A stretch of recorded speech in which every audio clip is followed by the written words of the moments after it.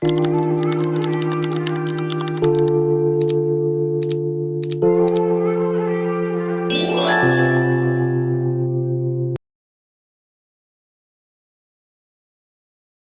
my gorgeous light beings, my healers, my star seeds, my light workers. Welcome back to my channel, The Pleiadian Priestess. Today's reading is going to be a little extra spooky, a little extra Halloweeny, because I asked some of you guys to comment under some videos and let me know what spooky topics you guys would like to see for Halloween. Since I'm very much diving into the Halloween topic, we're definitely diving into the whole spooky season. I love it. So today's reading is going to be about what ancestors and or past on loved ones would like to get in contact with you, and what do they want to say.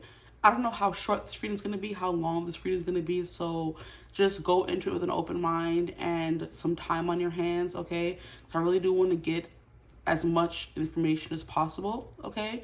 So today I'm trying to tap into whatever medium abilities I may have, okay? So we're gonna get into it. Now, as you guys know, with the Halloween series I'm doing, I also got a lot of new decks. I'm gonna use some of the old ones, of course, but I'm excited to open the new ones and I can't wait anymore.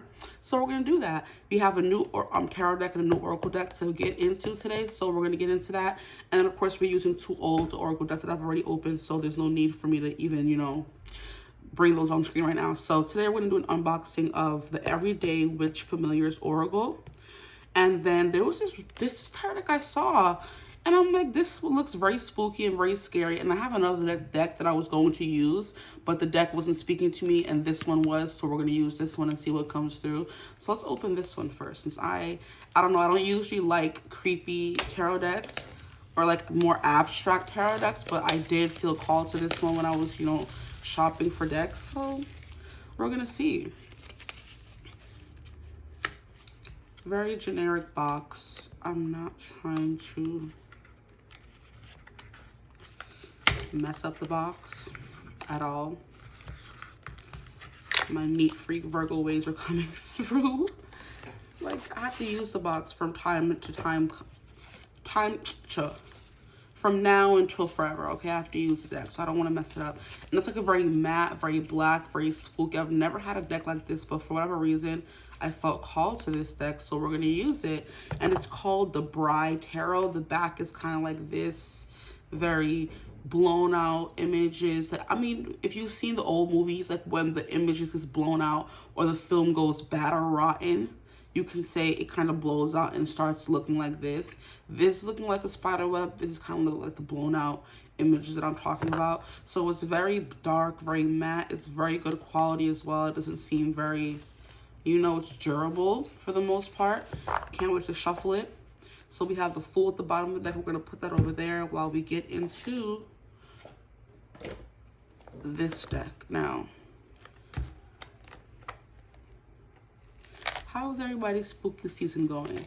Of course, I'm going to shuffle the oracle decks. You have options to choose from. There's also thumbnails as well, in case you did not see them. I've been trying to give people more than one option to choose their reading, because sometimes there's messages in more than one reading, and the thumbnail, you'll feel called to one, then the cards, you'll feel called to another one, and that's letting you know, or it will also just reiterate the fact that you're attracted to one pile, okay? So this one is really cute. I like the Everyday Witch Oracle, and there's another oracle that they came out with that I didn't get, but this one I felt called to this one specifically, and it's a nice big, and I love me a big one. Can you see the difference between the two decks? Like, we have a black and then we have some color. Okay, and these are big. I like big decks. Okay, so we're gonna get into it. All the decks are open. Thanks for coming to my unboxing or whatever these are supposed to be called. I don't know. Let's get into it.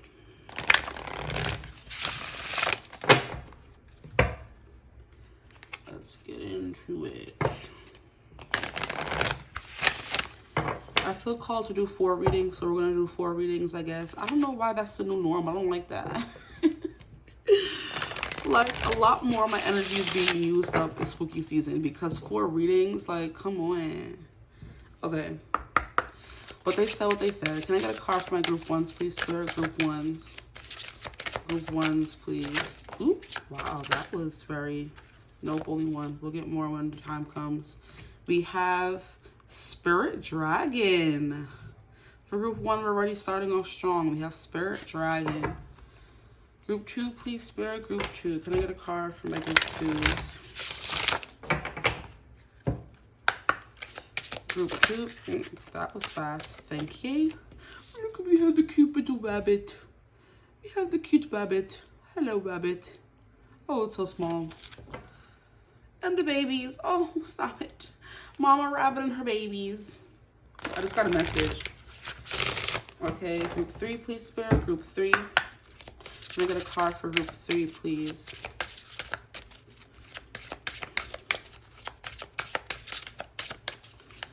Group 3, please, Spirit. Group 3.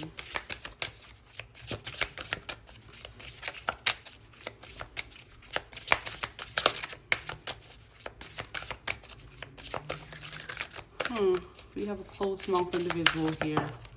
Open, then it just splattered on out. Ooh, it makes sense. The cheetah. These cards are freaking adorable. Interesting. I'm getting messages. Let me hurry up, okay? I mean, I hope the messages stay until the reading, because I'm not going to get to do group 3 for a minute. And then group 4, please, Spirit. Group 4. Oh, that was fast. Thank you. So group 3 are my closed mouthers. There's always a group that doesn't want. Ooh, dang. We have the wild boar. Interesting. I'm excited for this. I should have used my everyday witch oracle with this. Next time there'll be more readings. Okay, now I just want to get up and make sure it is straight, and of course it's not.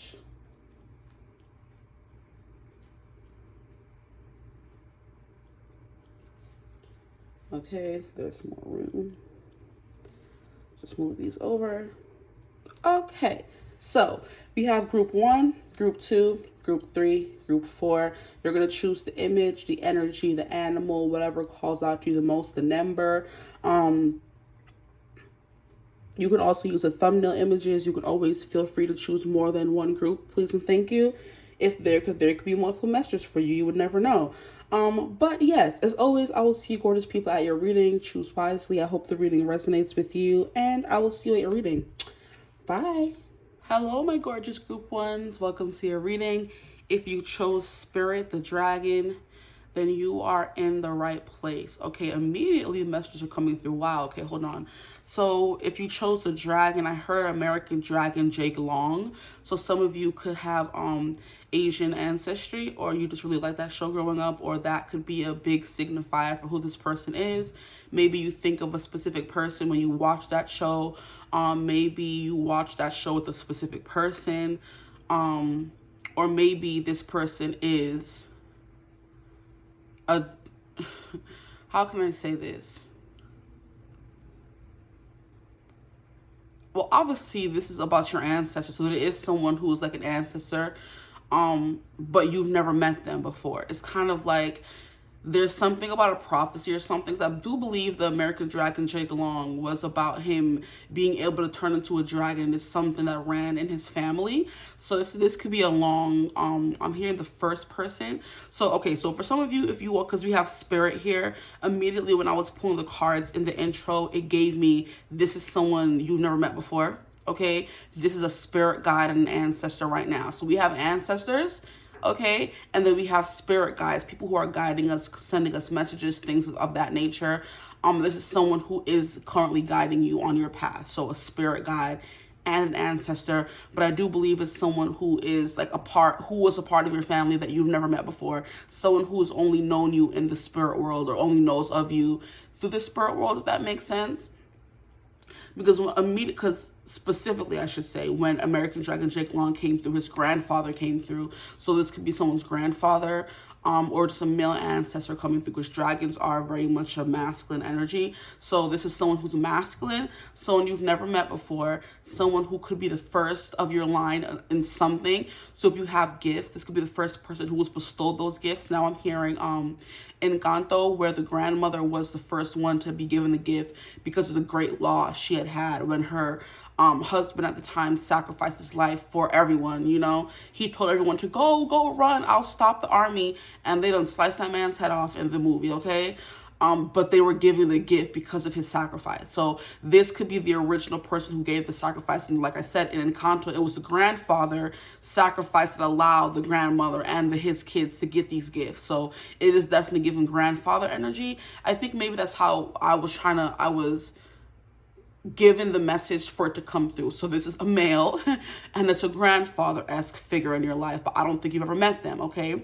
So that's coming through very strongly for some of you. A male figure, a dragon, someone who's very wise. I'm getting, because look, we have the little tentacles coming down from the dragon's mouth. If you can see it, I hope you can.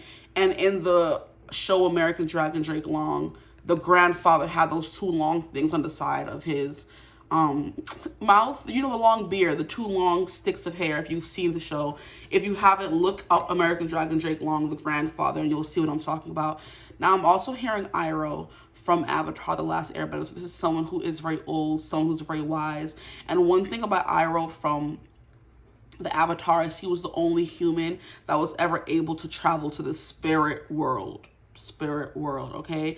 So gifts, you're gifted in that kind of way. You reach enlightenment. You've been able to cross over into the spirit world as a human. That could be something that you have right now, or this person is able to kind of like, you know, it's also giving me how they say there's a dragon deck that I have, which is really funny because we're talking about dragons right now. And in the dragon deck that I have, there are specific dragons that have human counterparts. So they're able to turn into a human, come on earth, guide us as physical people, and then go back to being a spirit being. And that's how he kind of explained it in the deck. That's what this is giving me. Someone who's able to travel between the spirit world and the 3D, the 3D and the 5D essentially.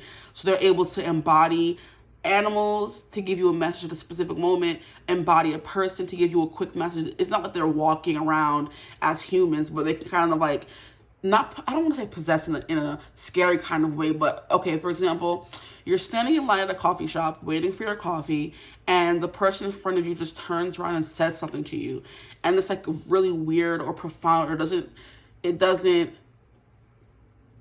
it's a split second, a few seconds of something like, go to the park, or have you been to this park before? Have you been here before? Have you been to this specific place before? And you're just like, no, why are you talking to me, stranger? And you just brush it off until you get home, or you end up feeling called to that spot, or you end up just going to that spot a few months down the line or a few weeks down the line, and you just get a hit of wow, or something important happens there.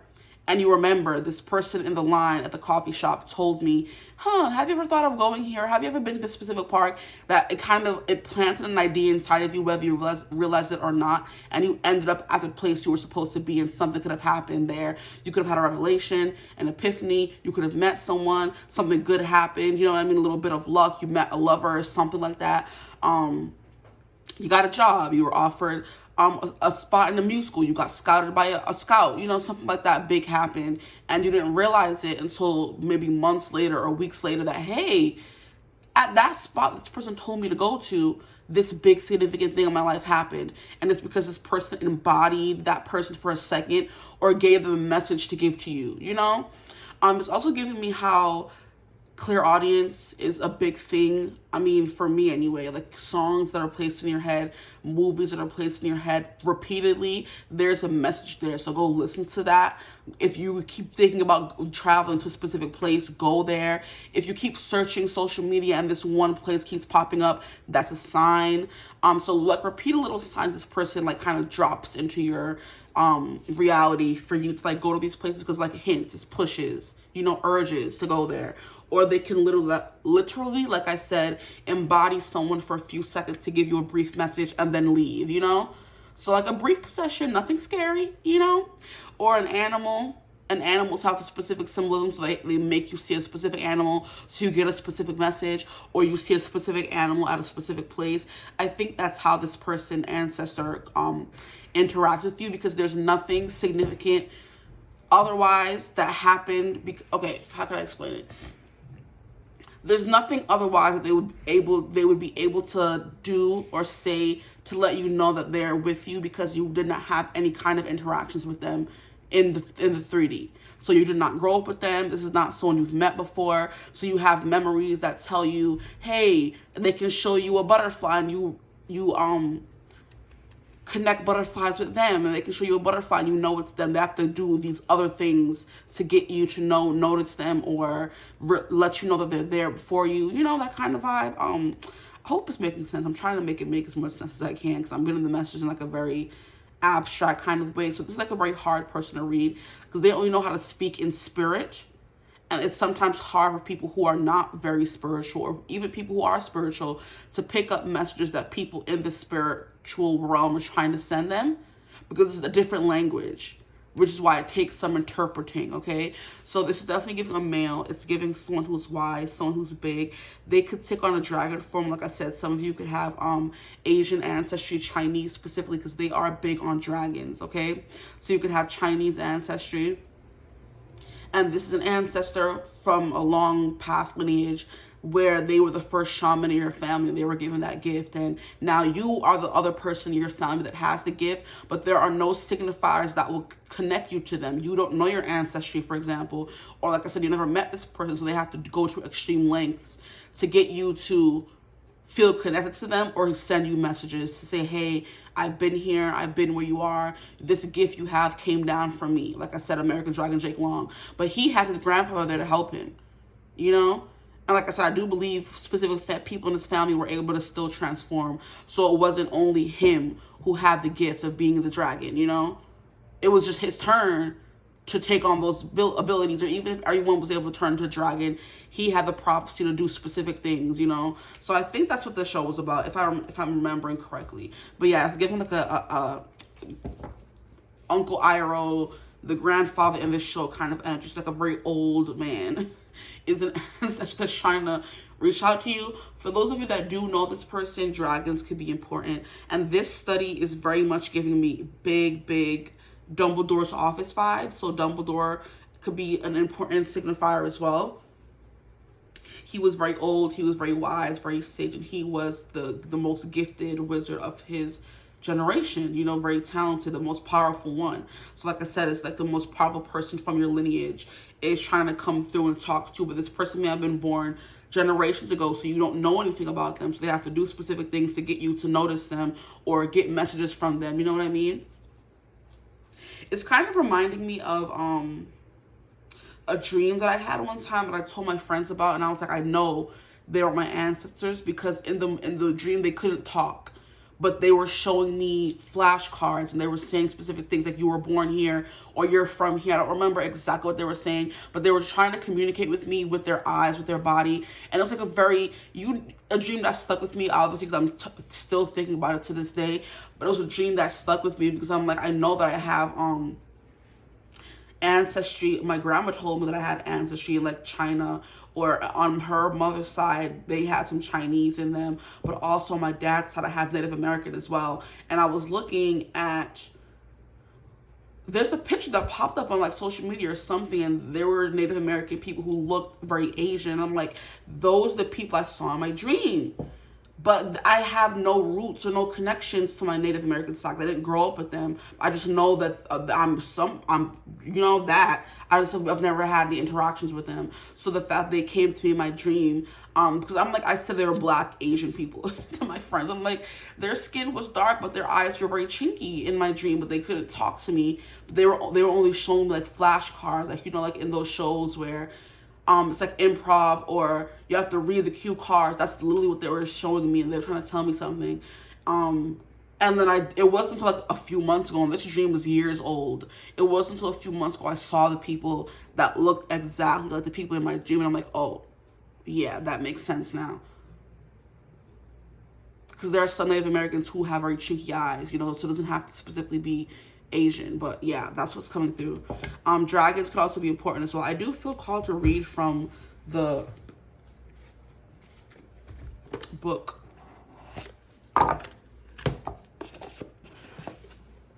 for you guys. So yeah, you guys got one, which is funny. But again, I was talking about the first person in your family to have a gift. The first, you know, this could be dating all the way back to your first, you know, ancestor, you know, if that makes sense. because we all originate from somewhere. There had to have been a first person for the rest of us to come down, you know, or be born. Dragons could also just be important to you, like I said, the way they're important in the Asian culture, specifically Chinese. Okay, so we have 95.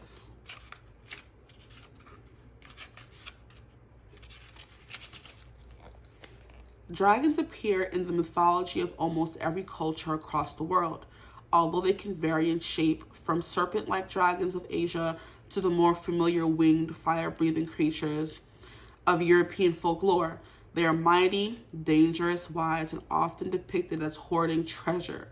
But no matter which culture you find them in, they are almost always associated with mystical power. They are the essence of magic, fantasy, and myth.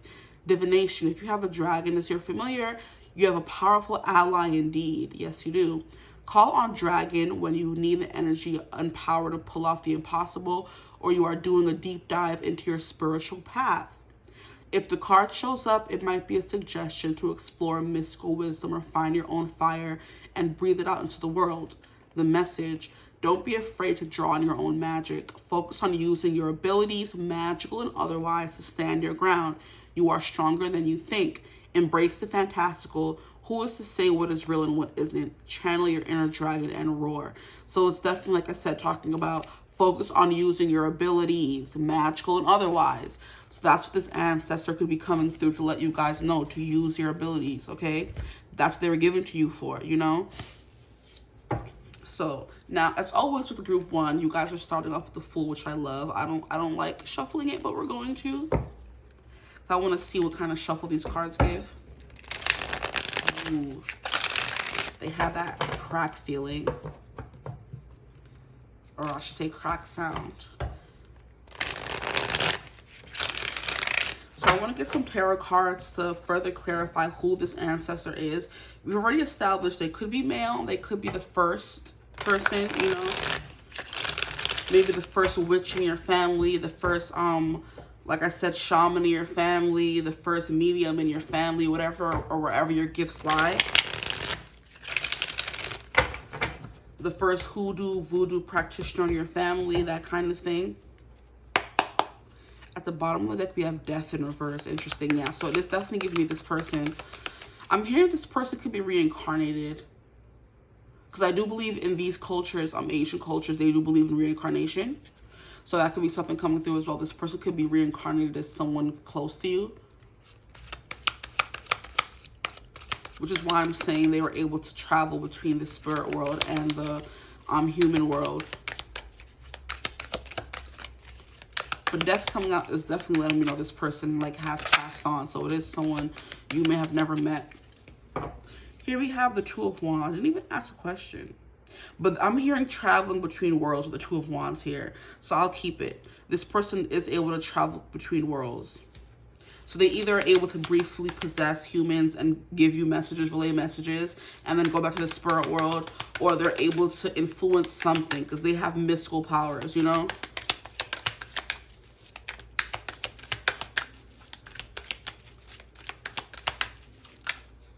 And I'm hearing the Master of Death. We have Queen of Wands. That is a concept in Harry Potter that once someone had possession of all the, what were they called? Deathly Hallows, that they were the Master of Death, the ring, the wand, and the cape. And that someone said that Dumbledore was once the Master of Death because he had the ring, or the stone. He had the wand, and then he had the cloak before he gave it to Harry. But also, Harry was once the Master of Death because he had the Resurrection Stone, he had the wand, and then he had the cape. Okay, so there's something here about this person being the Master of Death, and death did come out in the cards, okay? So we have Queen of Wands, Two of Wands, so a very passionate, fiery person. The Queen of Spheres. The Queen of Spheres would be what? Maybe Pentacles?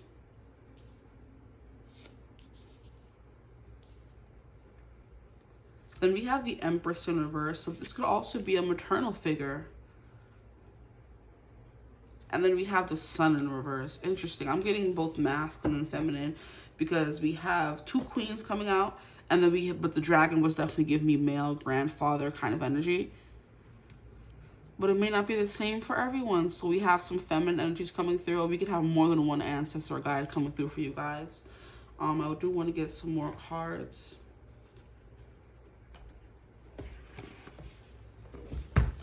So who this ancestor is, definitely, I do feel like someone who's able to travel between worlds when they were alive as well. So this person could have been a medium and they were able to contact the spirit world, or they were a shaman, they were able to go on trips.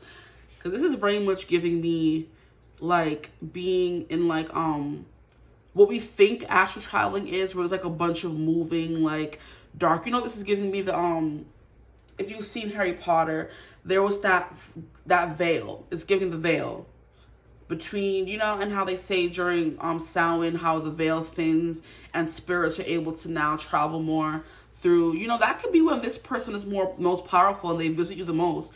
So if you feel like things spookily happen to you during Samhain every year when the veil is thin, that could be this person getting in contact with you. Because this is like giving me a primordial being right here, where they're just all energy and they're able to come and talk to you or infiltrate your dreams more easily. That kind of vibe, because the veil is very thin. But it's giving me that scene in Order of the Phoenix where freaking Bellatrix kills Sirius, and his spirit is grabbed back into the veil, you know? That's the vibe that this is giving me. I don't know why. And this is also giving me someone, in all the freaking movies you've ever seen about ghosts, how you see how she's like a little silhouette around her that makes you seem not corporeal is physical, so non-corporeal. Something you can't touch or feel, but you can still see it, kind of, is the vibe that corporeal or incorporeal gives me. What's the freaking word? I think it's incorporeal, I'm not sure. Correct me if you know the proper word. Here we have caking and anticipation.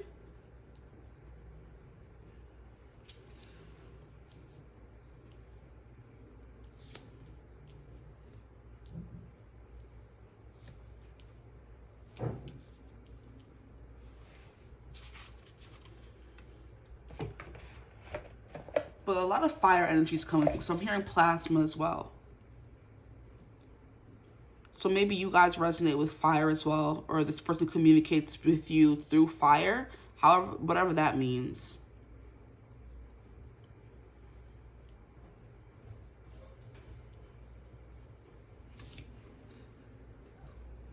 Maybe you could read fire. You know how some people read leaves, they read tea leaves, they read rose petals. Maybe you're someone who could read fire.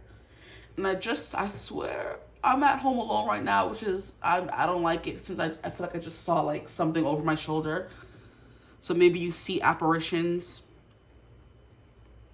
Sure, I don't like that. Come help me. Like, I like being home alone for this instance to do readings that are like, 'cause my family isn't really like, you know, too gung-ho about me reading tarot, but I do what I do. I don't care. But it's like I can do these kinds of abstract readings when they're not here, because they're not going to be my business. But then I'm by myself. Okay, what ancestor is trying to come through for my group ones, please? And what do they have to say? Well, I'm not alone. I have a dog here, but he can help me. He's a little baby.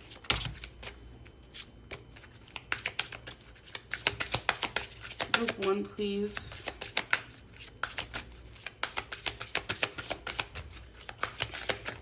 Maybe this person only comes to you when you're alone. That's a message that's coming through as well.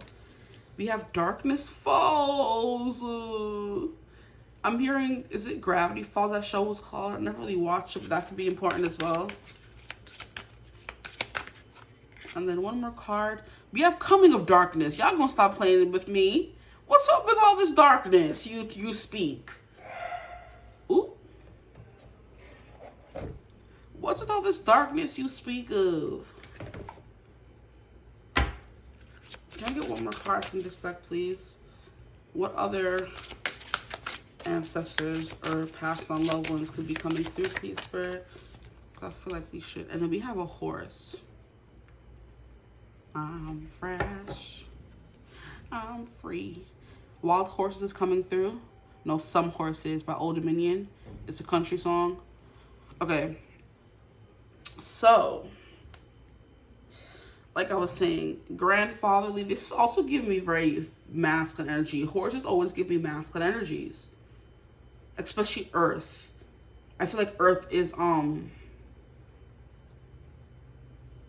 more masculine energy to me, in my opinion. Like, I feel like water and air are more, but I feel like air is also masculine. I'm not sure. But for this reading's sake, it's definitely giving me masculine energy. Most of you, it's giving masculine energy. But we do have a little bit of feminine energy coming through. So the Queen of Wands, we do have, like, this person could have been an Aries, Leo, or a Sag when they're coming through. But I do feel like they have, like, a fiery presence. It cannot be missed. So if you've met this person before, or you've had an interaction with them before, you would know it and you would remember it the same way I had that dream with those ancestors. And I still remember it to this day. To this day. Okay. So this is someone who's hard to be missed. They're very spunky. They're very fiery. And Dragon's fire, Queen of Wands fire, it makes sense. So even when they were alive, they were very fiery as well, okay? There was someone who commanded a presence. Like I said, they were able to travel between worlds. With the Queen of Spheres, I'm still not sure what that is. Let me see if I can get the book. Where's the book at? Because spheres could be like, you know, water as well.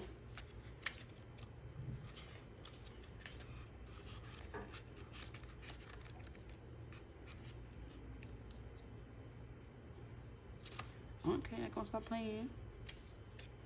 That's what you love about me. So it says the Suit of Cups. And the way that you're without me.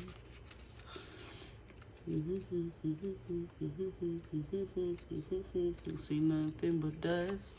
And the Suit of Spheres. Yeah, so Pentacles. Going somewhere that I never was. You were holding me, and now you're just holding the reins. Something you should have known better. Some horses could never be tamed. That song is coming through. So when this person was alive, they were not able to be tamed. They were definitely someone who went with the flow, did whatever they want. I'm hearing this person could have potentially been an Olympian. That could be a message for some of you. Maybe you guys know you have an ancestor who's an Olympian. That's coming through. Because this is giving me someone who, those sticks where they use a stick to like launch themselves, and then the Olympics, that game in the Olympics is coming through. It's also giving me ancient Rome for whatever reason. I do believe the Olympics, didn't it originate from Rome and the Rome games or something like that? I do believe it was Rome. I don't think it was Greece. It could be Greece as well, since Greece is coming through. But yeah, there's something from Rome. So some of you could have ancestry from Rome, and this person was like a gladiator or something. They're definitely giving me that. So I do feel like this person, or this, when they were alive, they were trying, society was trying to control them, and that could have been the reason why they kind of went dark. But this anticipation of this Two of Wands is definitely giving me someone that attracted a lot of attention. I love how we have, okay, so here we do have Spirit, which is a suit in this deck, but we also, Fire is also a suit. But the fact that we have Spirit and Dragon is definitely giving fire. Then we have Earth. And then here we have Fire, and then we have Earth. So someone that was very grounded. I do feel it's like giving me someone who was very much lived secluded by themselves. So for example, if this was your ancestor, they were the ones who were the crazy witch shaman in the forest living on their own because they didn't want to live, you know, this wild horses, some horses can never be tamed. They didn't want to be tamed. They didn't want to follow society's rules. So they kind of went off on their own and made their own society. It's something that could be coming through as well. And that could be something that they're trying to tell you. Like, if you don't like how society is going, go and make your own society. Because they did it when they were here. The Empress in reverse is definitely giving, I don't know. See? I want to say this person never had kids, but then how was the lineage? If this was your first ancestor, if and they didn't have kids, how are you here? So maybe for some of you it's your first ancestor. For others of you, they could have had kids with someone, and maybe their person passed on early in life, so they were left raising the child, or your other ancestor alone. Could be something that's coming through, because the Empress is kind of like not motherly, not maternal. So this person's like I said, it's giving very, see, that's what I was saying. It's not really giving me a feminine energy. It's giving me very much masculine, and they weren't, I'm hearing gruff. I'm hearing the Billy Goat's gruff. If you guys, even that book could be important as well. Maybe an ancestor read that book for you guys when you were younger, or passed on loved one. Because there's something like very gruff, very of like earth, on their own, secluded in their little hut, not really around anyone kind of energy. Seclusion is what I'm getting from this person, big. But then also wanted to live wild and free. But like I said, I do feel like that's why they kind of went off on their own beaten path, because they didn't want to be held beholden to society's rules. Because sometimes when you want to live differently, and you have a different vision for your life, you have to leave society and seclude yourself. That's why most witches are in the dark, or in the little hut, or in their forest, because they don't literally do or pertain to society's rules, that kind of energy. But the Sun in reverse and the Empress in reverse, the two major arcana cards we have here in reverse. Let me just...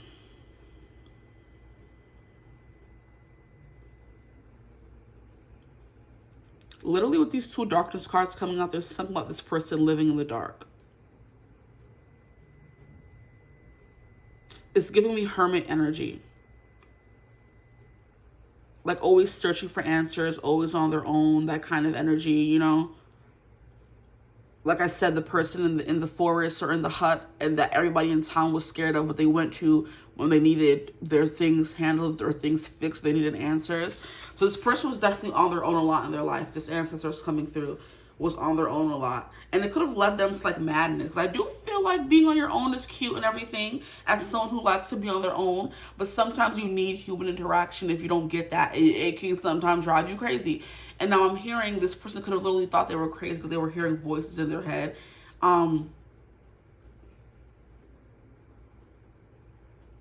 A song is coming through. I got guns in my head and they won't go. Spirits in my head and they won't go. That song is coming through. I don't know the name of that song, but it's coming through. But it's kind of like people who are hearing this. And you know what is funny?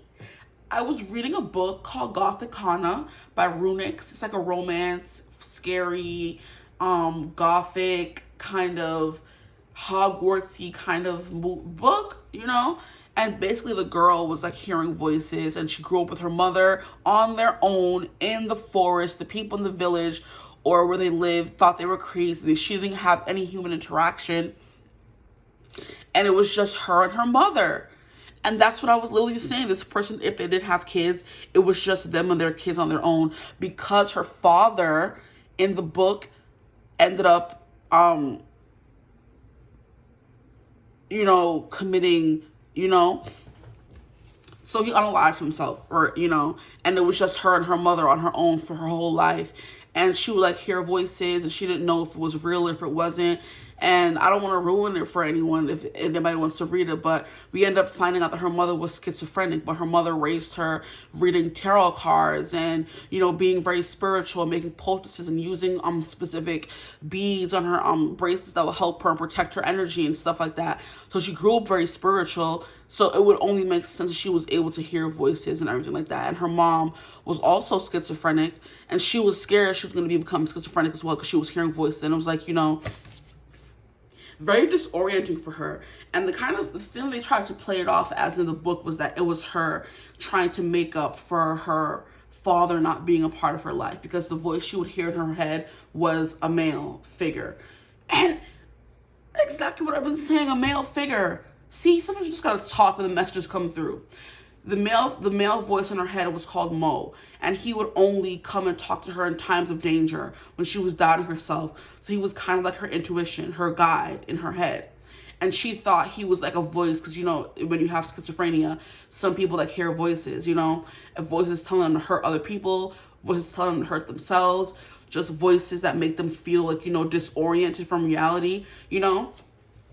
So that's the kind of vibe that was coming through for her. She thought she was crazy, and you know what I mean, but she wasn't. I don't think, because in the book we never get answers for what the voices were, what was happening. There's still a lot of questions that were left at the end of the book, and that could be something that is significant to your person, your ancestor or passed on loved one. They had so many questions in life that they never got answers to until maybe they went in death, and now they have the answers, and they're trying to give those answers to you so you're not as lost or secluded as them. Because sometimes when you're not like everyone else, you feel the need to kind of, like I said, seclude yourself or be on your own or think you're crazy, and you're really not. And this person's trying to say, hey, I don't want you to go down the same path that I went down. I want you to have some semblance of freedom in this life, you know? So that's coming through. This person could have been like literally, like, just like I said, on their own, very lonely, in the dark all the time.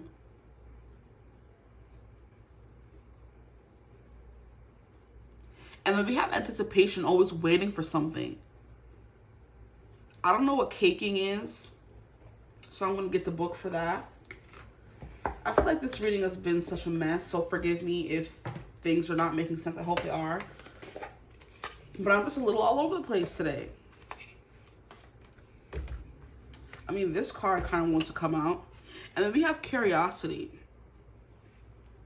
Interesting. I mean, I guess that could fit right there. But I want to know what caking is. Oh, I flipped right to it. Okay. One day while feeding my neighborhood crows, I noticed one of them using their beak to push around some decaying leaves and then dig a hole. The bird looked around, checking to make sure it wasn't being watched, and then swiftly opened its mouth and dropped in the food. It was saving the dog kibble I had given it for later. The crow didn't want to eat the food right away, but it also didn't want to leave it around for some other creature to enjoy. You may find yourself either keeping an idea or possession hidden till the time is right, or simply unwilling to let go of something you aren't using out of fear that someone else may benefit from your release or surrendering. Sometimes the moment is not right to move forward. However, it doesn't mean that the time will never arrive. You may be working on a project that holds a great deal of promise, but you are unable to devote the energy at the moment. Setting the idea aside does not mean giving it up. It just means that you recognize that there will be value in waiting. Kicking may also indicate that you will benefit from investing. This may be investing in yourself or investing in a financial institution. Okay, so maybe some of you have been grappling with whether you should go back to school and get a degree or something. This is your answer to saying yes. Investing in your knowledge or your education is always a good thing, okay? But also it's giving me there's something you've been keeping hidden, you know?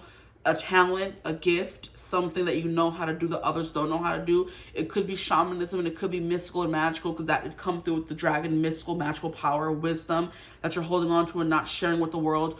Or it could be something as simple as, like I said, you may want to go back to school, and you don't know if you should. And it's like something anticipation, so something about waiting and anticipation, you know? They're like, just go and do it. And here we have, within you lives the hidden, the thing that want nothing more than to swallow you whole. So you could feel like there's a darkness inside of you, or you're scared of your magical abilities. You're scared of the way that, like I said, I'm here by myself in the house, and I'm scared that I'm seeing things over my shoulder. And this person could be coming to tell you there's no need for you to be scared of those things. I was scared of those things when I was here, and it didn't do me any good. It left me with more questions than answers. They're telling you to explore and find those answers. If you need to go to a shaman or a spiritual guru or someone who will give you those answers, do that. But do not live in darkness. Do not live in doubt. Do not live in uncertainty. Yes. So be curious. Things that you have been wanting to explore, go and explore. Two of Wands is literally the Explorer card. Be confident. Be bold, you know? And go forward and go forth and conquer is what I'm hearing, you know? Here at the Queen of Pentacles, there is something here about motherly energy, but not in the traditional sense. So you're supposed to help take care of others, but it doesn't mean you're meant to be a mother and have kids. That could also be something you've been grappling with. Should I have kids? Am I meant to be a mother? Is it okay that I don't feel motherly, or do I want to have kids? Whether you're masculine or feminine, I don't want to procreate. I don't want to take care of anything but myself. That could be fine with you because this person did it as well, and they're saying it's fine. You can still live a fulfilling life and not have kids. That could be something that's coming through as well. Like, you could be nurturing and take care of people naturally. You can naturally be a nurturer, of course. But it doesn't mean that you're meant to have kids because you like taking care of people. It could just mean you're here to be a healer for others and not more so a mother figure, you know? If that makes sense, that could be a message coming through as well. But with the sun in reverse, it's definitely giving me something here about darkness and darkness consuming you whole. Because with these two darkness cards coming through, it's not a coincidence. Because here we have all the light is dimming, life is withering at the core. Are you ready? Like, what you mean? I don't like that. Like, what are you talking about? Whatever do you mean? Okay?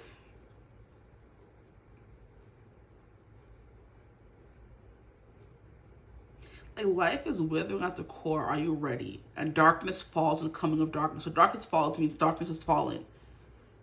Okay? Coming of darkness means darkness is coming. Okay? So I don't know what that particularly means. Let me look at the card, because sometimes the cards contain messages. I do think what this means is the light is dimming, life is withering at the core. Are you ready? It's giving winter, where days are darker, earth is withering, the light is dimming. You know, we have less light because it gets darker faster. And stays darker for longer during the winter. Life is withering. There's no more plants because once winter comes, you're not really seeing many fruits. You're not seeing much life because now there's no more leaves on the trees. The food is all rotten. It's cold. It's dank. I think that's what this means, because she's bringing in fire from outside to keep them warm during the winter months. She is harvesting food and putting things away, and it's like that's what it means. So like it's like days of uncertainty are coming, because we have uncertainty here. No, I don't know why I said we have uncertainty here. We don't. There's something in your life that you're uncertain about. It's like hibernation. That's what this card is giving me. You're getting ready for hibernation of, you know, being on your own, being in that hermit mode, be going in a long sleep kind of vibe. I heard ayahuasca, so maybe some of you are going on an ayahuasca journey. To like, that's like a spiritual journey where you take a certain herb and you're just like traveling, child. Hallucinating this like mushrooms or something. You know, what is it? Is it LCD or ACE? Something like that. You know what? You know, going on like a trip is definitely the vibe that's coming up as well. But a spiritual trip. Anticipation and coming of darkness. Something is coming in your life. They're telling you to beware of it. It could be something that's not bad. They're telling you to stock up on money, save, invest with this caking, invest in something, because, you know, darkness could be coming in money, in career, something like that. And they're telling you to put aside money, put aside wood, put aside food for darkness that's coming. And it's kind of giving me the energy of one of my friends was telling me that her brother-in-law or something works in the fire department. They're saying that there's like a food shortage coming soon. She was saying this like a year or two ago. And I mean, I feel like it is kind of happening, or there's something about every other day food is coming out saying it's poison. Boar's head, poison. You know what I mean? What did someone say? There was something else that came out that was poison. Someone told me what it was. But ramen, poison. Apple juice, poison. Like, what? Apple juice? They said, yeah, they're recalling all the apples. I'm like, the apples? You know what I mean? It's giving the freaking Orlando Bloom thing. They're making us pay for apples, water, that kind of thing. The thing God gave us for free, they're poisoning it now. So it's kind of like darkness is coming when it comes to food, resources, whatever, and they're telling you to prepare yourself.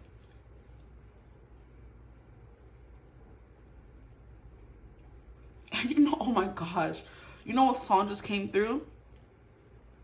Doomsday is close at hand. I'll tell the marching band to play as you speak. He's like, I have no choice. She's like, I should say, I have no choice in the matter. Why should I? It's only the death of me. Doomsday by Lizzie McAlpine. Doomsday is close at hand. I'll tell the marching band to play as you speak. And I have no choice in the matter. Why should I? It's only the death of me. That song's coming through. So Doomsday, I don't like this.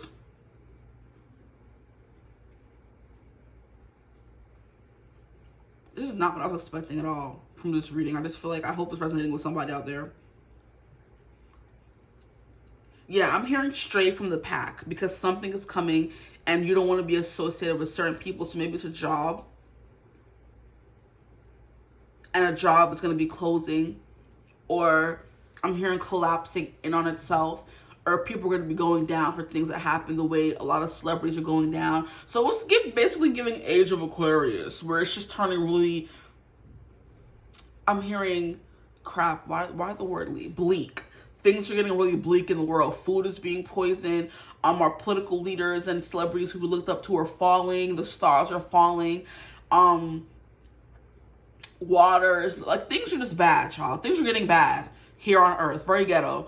And they could be telling you to prepare for that. Start, planting your own things.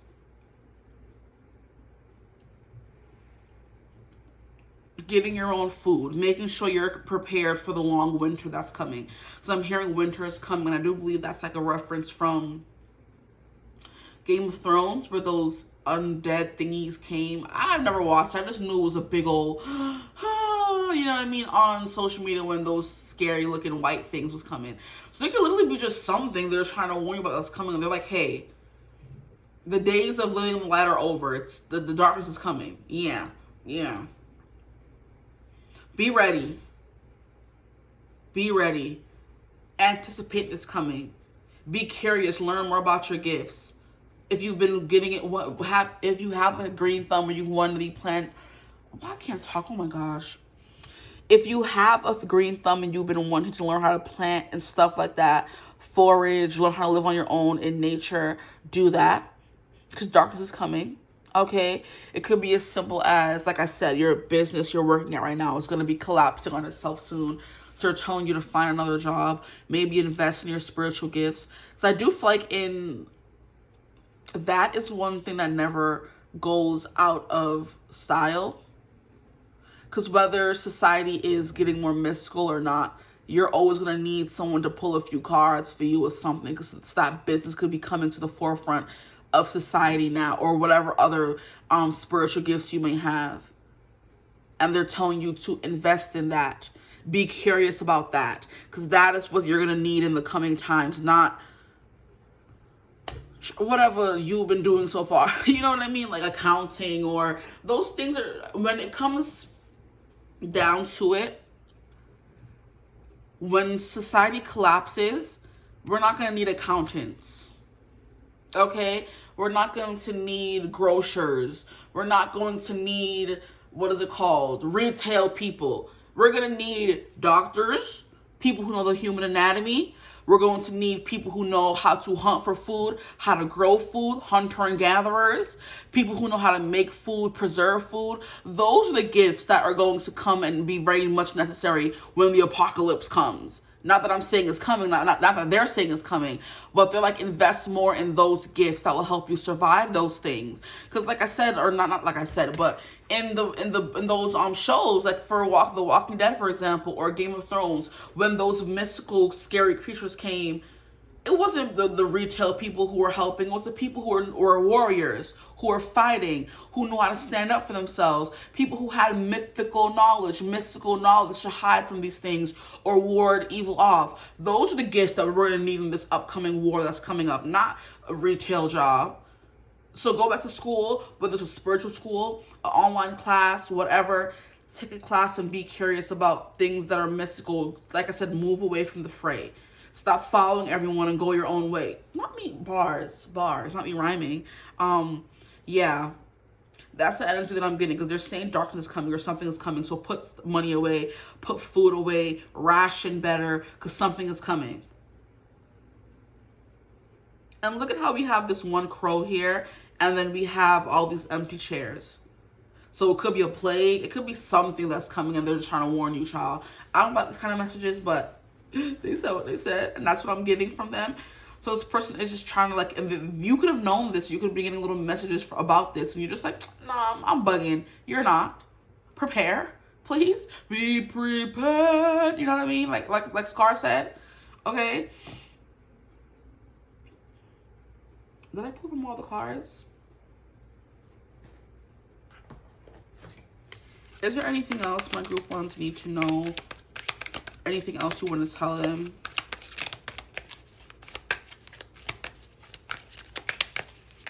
And you guys got 7 twice. 7 is like a very spiritual number. How many cards are these? Tell you to go to hell.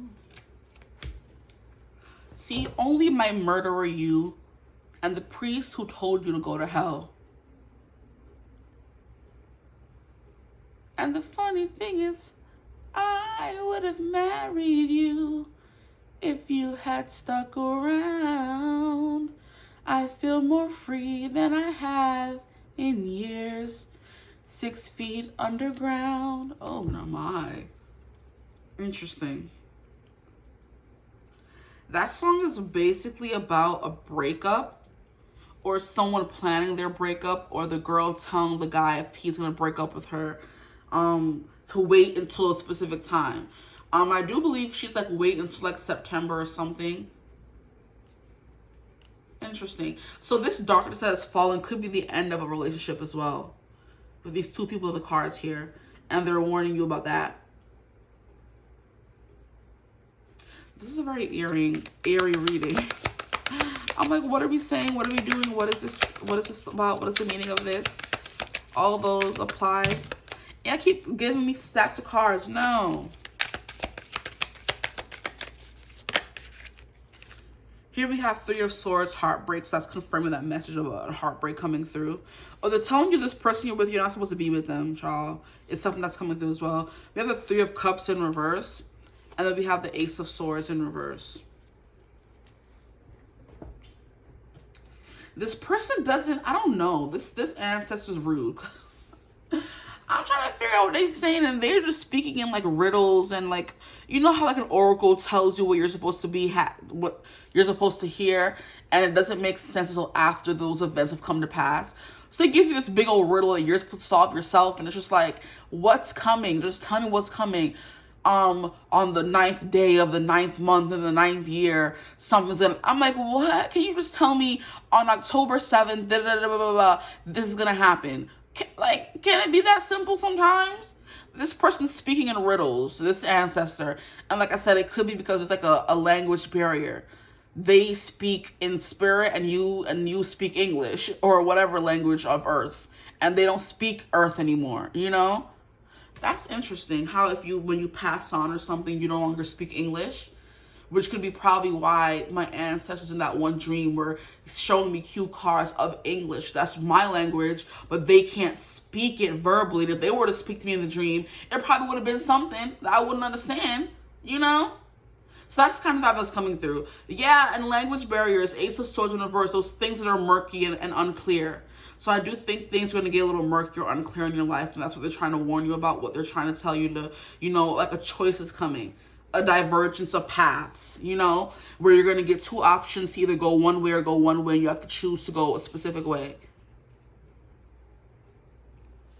This 3 of Swords, I don't know, it's giving me split down the middle. Yeah, 2 parts of you fighting against the other part. Because there's one thing that you can do, there's one thing that you can do, and then there's the sword you have inside of you that's leading you, which is basically what I was talking about with that girl in Gothicana, where she heard the voices in her head, but she thought she was crazy. It wasn't any real voices. You're not crazy. The voices inside of you is the voice you should listen to. So if the voice inside of you is telling you something, or it could be this person telling you that, Mo, like the girl, for the girl in the book. The person that's in your head telling you to do certain things, the intuition, once you just kind of like ask. Because that also became a big thing in the book. We tried to ask for help from him.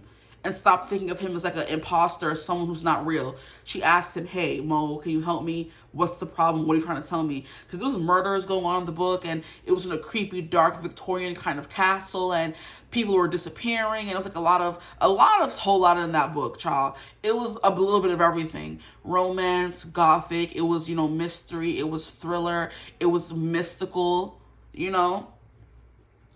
what is it called? Supernatural is what it was as well. But in the book, she had to kind of ask for that help, ask for that clarity. Otherwise, you're never going to get it. This person wants to help you, essentially, but I do feel like maybe there's a part of you that's closing yourself off from this other part of yourself. I'm also hearing there is his side of the story, her side of the story, and then the truth. So there could be something here about you in a relationship, and like everybody has their own version of events, and then there's the truth of what happened. So someone could be trying to pull the wool over your eyes as well. And it could be a partner or someone in your life, which should also be what they're warning you about. Maybe some of you are married, I'm hearing as well, and a divorce is coming, and they're telling you to kind of like save your money and ration your things and don't be too crazy, because like scarcity is coming, essentially. They could literally be telling you to start hiding some money, child, because this person is going to try to come and take you for all your worth. That could be something coming through as well. These are the weirdest messages. We have the Three of Cups in reverse, and then we have the Ace of Swords. Yeah, something about a miscommunication or a language barrier.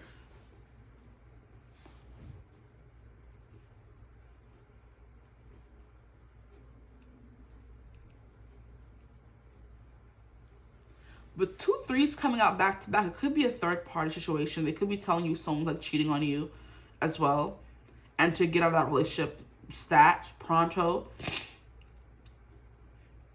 Because then we also have these in Darkness Falls. We have these 3 eyes.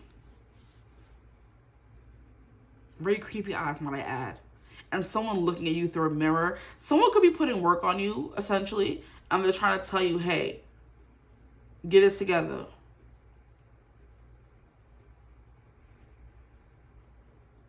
Someone who's not in your life, but could be intruding on your life. This could be someone who is a spiritual person as well, and they're kind of like peeping on you and you don't know they're peeping on you, or they're sending something your way and you don't know.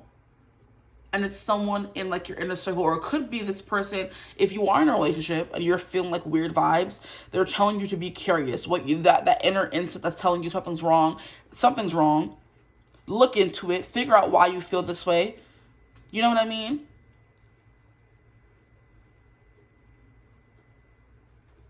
Because this mirror here of this creepy lady in it looking out, it's like someone's looking at you from outside the club and they can't get in, So it could be a little bit of evil eye on your relationship, on your life, on what you have. And that's what they're telling you to protect yourself. Because if you don't, darkness is going to fall. I don't know. I'm just saying what comes through now. Well, this anticipation is like something's coming. It's like you can feel that shift in the air.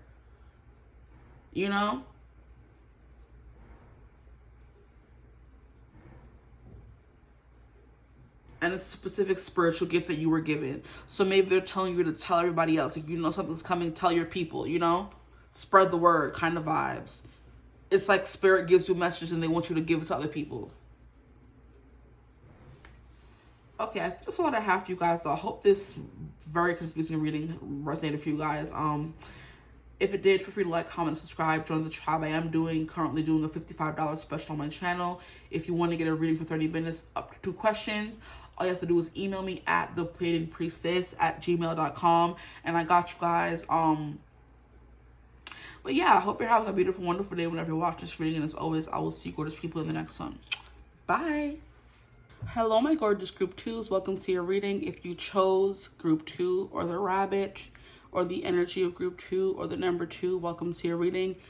Today we're going to be getting into what ancestor and or passed on loved one would like to get into contact with you, And what do they want to tell you, okay? What do they want to say? So we're doing a bit of a seance today. I'm trying to tap into whatever mediumship abilities I may have, okay? So immediately with this card, it's giving me a motherly figure, okay? So some of you could have a passed on mother, grandmother, great-grandmother. It's definitely giving me someone who nurtured you, someone who gave birth to you. So someone who actually went through the process of having kids, okay? This could also be someone who had a lot of kids, okay? That could be a little message for some of you. Whew, that boy scared me. I'm like, who's that moving back there? Y'all ever just be extra paranoid when you're at home alone? Child. That could be a reference as well. Maybe someone who were home alone was important to them, the movie. But yeah, there's something here about that. And then this in the background is giving me a rune or something. So I don't know what rune it is, but we're going to get the book as well once I'm done getting what I'm getting. Okay, so it's definitely someone you had proximity to, someone you knew, okay? So whether this is an ancestor, you know of this ancestor, you've read up on them, you've met them, okay? Or you were at least alive with them. They were alive with you for a while before they passed on, okay? You guys were on Earth together at the same time at one point. That's what I'm getting. I hope that makes sense. And I'm not confusing you guys already, because group one, I don't know. I hope the message comes through more clear for you guys. So Earth, yeah, no, we have Earth. So this is someone who was on Earth with you. That could also be why I felt that energy, but yeah, Earth, okay? The rabbit is also someone who is very innocent, but it's definitely giving me someone who had a lot of kids, child, okay?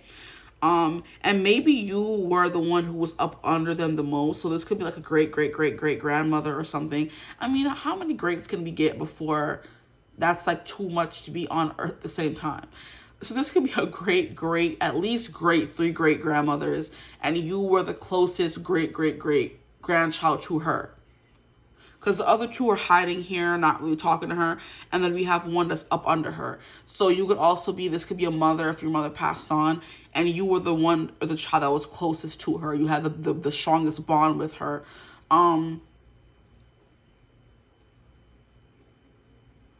Yeah.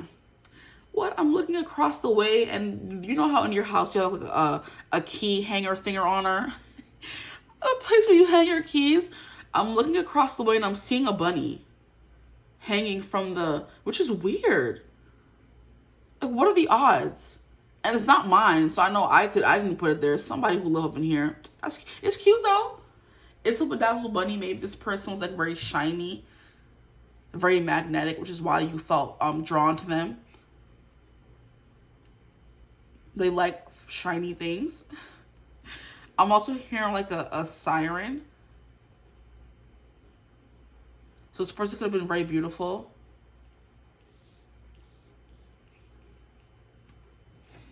Now we can read about the rabbit in the book. The rabbit is number 5.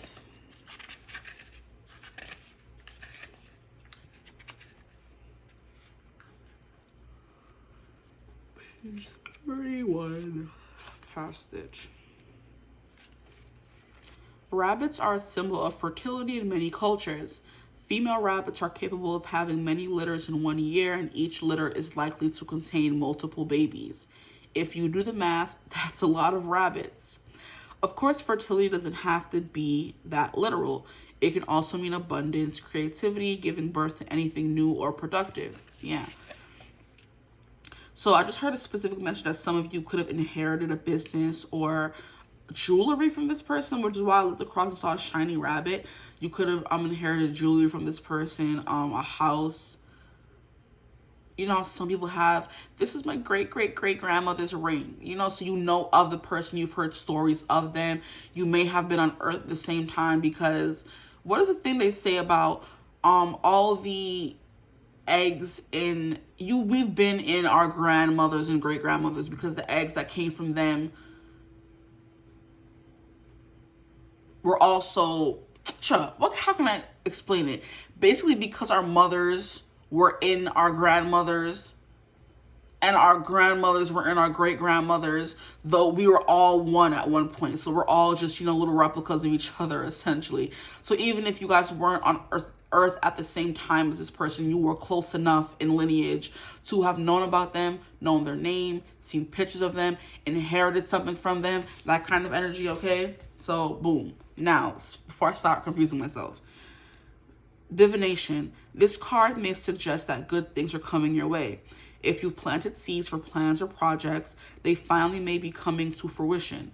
It can also mean actual fertility, but more than likely the rabbit represents prosperity, success, or achievement. So this message they want to tell you is that abundance could be coming your way, success, achievement. They're telling you to keep going because what you've been working so hard for is coming. And they're kind of like helping you get it in a way, especially if they're more maternal, because all mothers want to do is watch their child's wildest dreams come true, you know? No expectations, that the unconditional love. Most mothers anyway, okay? Because some mothers have no maternal instinct at all. And I'm sorry for the people who got those kind of mothers, because it's very ghetto. The message. This card can be interpreted in either of two ways. Depending on your situation or how you're feeling about your life, it may be the rabbit is telling you that fertility and abundance will soon be yours. Or it may be a reminder that if you want to reap the benefits, first you need to plant the seeds. What seed do you need to create your own version of a fertile world? Now, for those of you who are feminine energy and are looking to have kids, this feminine ancestor could be coming through to tell you that kids are in your future. So don't worry about it. As many as one, as little as one, as many as three is the vibe that I'm getting. Because they do say that rabbits have a lot of babies. So that could be a message that's coming through. Or like I said, this is just an ancestor that had a lot of kids.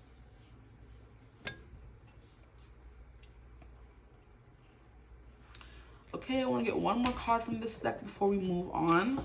So female ancestor on the maternal line is what I'm hearing. So this person is on your mother's side.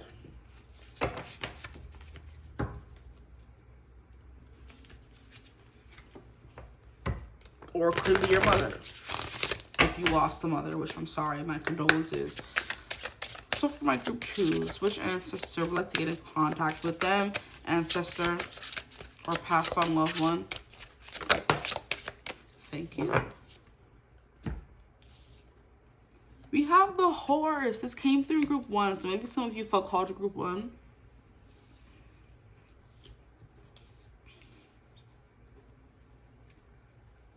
This person was a very free spirit. This person was a very abundant, very,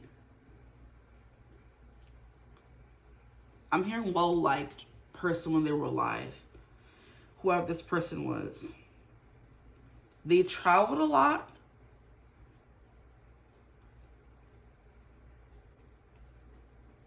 This is the kind of like grandmother or great grandmother that was going to be telling you those crazy stories about when they were young.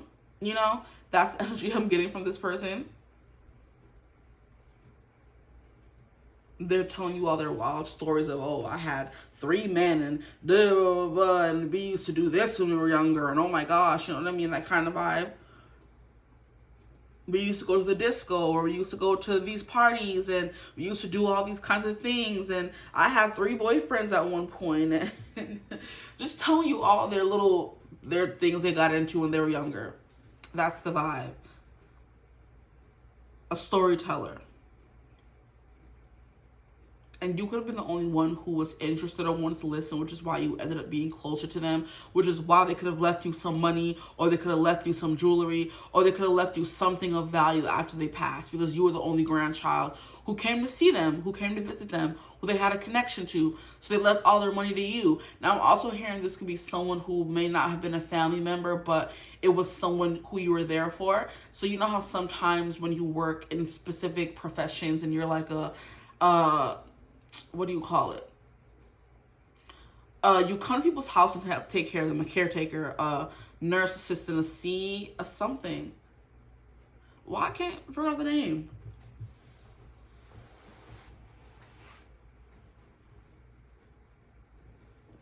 But essentially, those people who come and take care of elderly people when they can't help and take care of themselves, okay? So you could have been someone who came and took care of them, and the rest of their kids abandoned them and weren't helping taking care of them, but you were there. So they ended up having money and they left the money to you, or something of, you know, in their will. They could have had kids and they left the money to their kids, but they left like a significant piece of jewelry to you. You know, that's the father this is coming through as, okay? So now I'm going to start getting some cards from, this is called the Debray Tarot, right? Yes, the Debray Tarot. It was it's spookier than I usually go for. I'm more drab than I usually go for as well, because I'm a big like color person. But look at that. Tell me this is not beautiful imagery. I just had to. And then it's matte, and I love that. It's very durable, which I also love. And the images are just beautiful. I'm like, okay, I'll do it. I'm gonna do it. Justice, this could have been someone who you provided like some justice for them. You allowed them to maybe balance the scales or something. This person could have been a horrible mother, and you allowed them to kind of show that more maternal side of them before they left, because they're, I'm sure people's kids don't abandon them for no reason. So if you are resonating with the whole, this person left stuff to you because you were the only person that was there for them, they were a horrible mother to their kids, and their kids like said, deuces, you can rot in wherever you know end up. And they ended up like tapping into that more maternal energy with you by telling their old stories and feeling a sense of, I have something to offer someone finally. Maybe it was in their old age, they were able to accumulate some kind of wealth that they weren't able to give their kids when they were younger, but they were able to give it to you when you stuck around and you were there for them, and that kind of energy is coming through for you guys. Or for some of you anyway. It's kind of like you help them balance the scales. You help them be the mother they always wanted to be, or showcase that they had that capacity. Very weird messages. I hope it's resonating for somebody, child. I'm going to stop just asking and just read.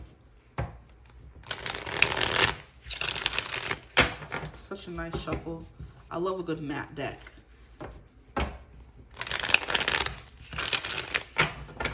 But yeah, this is like giving me someone very fashionable, very out there, very free, was going on vacation, traveling the world. They had a lot of experience, and it could have been at the expense of their children, which usually is a lot of the people's stories, especially if you have money and you're always traveling for work. Your kid's at home with the nanny, okay?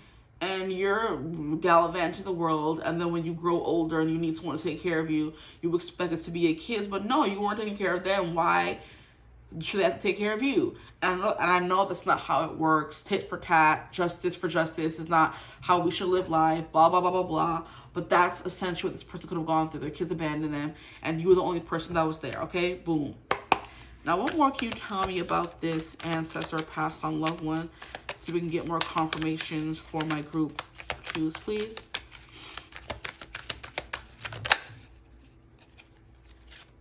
We have the Queen of Swords in reverse. Interesting. Yeah. So someone that had a tendency to be very harsh with their words.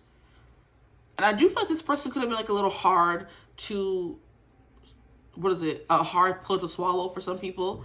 But you stuck it out with them, and that's why they left you something. Whether it was wisdom, money, jewelry, I don't know. And a house.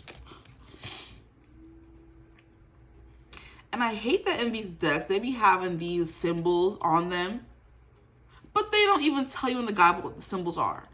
Can you tell me what that squiggly back there is? Is it just a squiggly? Is it a rune? Like, let me know. Shoot. Anyway, sorry. This person's giving me very spunky. They had a lot to say, had a lot of opinions. Very quirky as well, because I do feel like, out of all the suits, the more quirky people would be my swords. My Queen of Swords, Page of Swords, Knight of Swords. The people who don't walk the beaten path, who don't do things like everyone else. They do things their own way, and it may come off as them like being very quirky or very different, you know? So that could be this person, who this person was. A Queen of Swords. I don't know how this is supposed to come out, but we have Nine of Cups. And then we have Ace of Spheres, Ace of Pentacles. Yeah, this person left you something. It's a big vibe that keeps coming through because you were able to give them a wish they always wanted, but they could never have, which this person could have wanted kids and they never got to have kids. And you were a proxy kid to them. So you allow them to live out their maternal fantasies through you.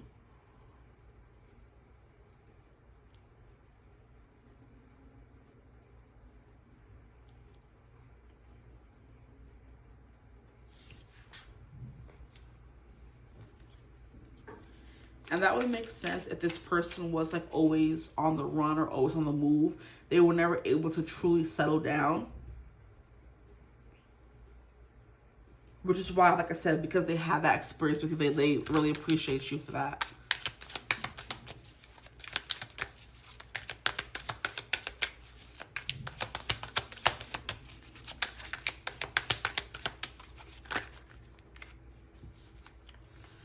And that's what you love about me.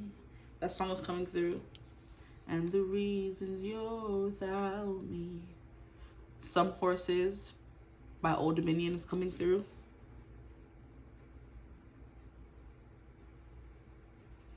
I'm hearing Eat My Dust. So this person could have been very competitive.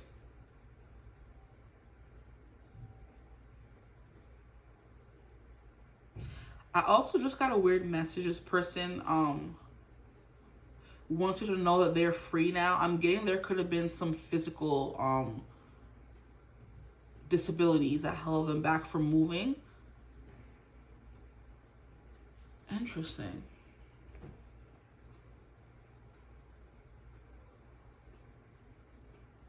I'm trying to find the proper way to say it. They had like physical restraints or physical restrictions where they couldn't walk very far, run very far. They were always tied to a chair or a bed or something. And they want you to know that now they're free. They're able to run wild and free in the afterlife where they are. They have legs, you know, if they were someone who was in a wheelchair, you know. They could breathe better. They were someone who had breathing problems. They're happy. They're young, wild, and free again. It's the vibe that I'm getting for you guys. Very weird message. Yeah, there's something here about that. Them being able to travel and run as far as they can now without getting tired or having to stop or needing a wheelchair. That kind of vibe. So there was something here about them being physically like detained and not able to do much. We have lovers at the bottom of the deck, so this person could have been a lover as well.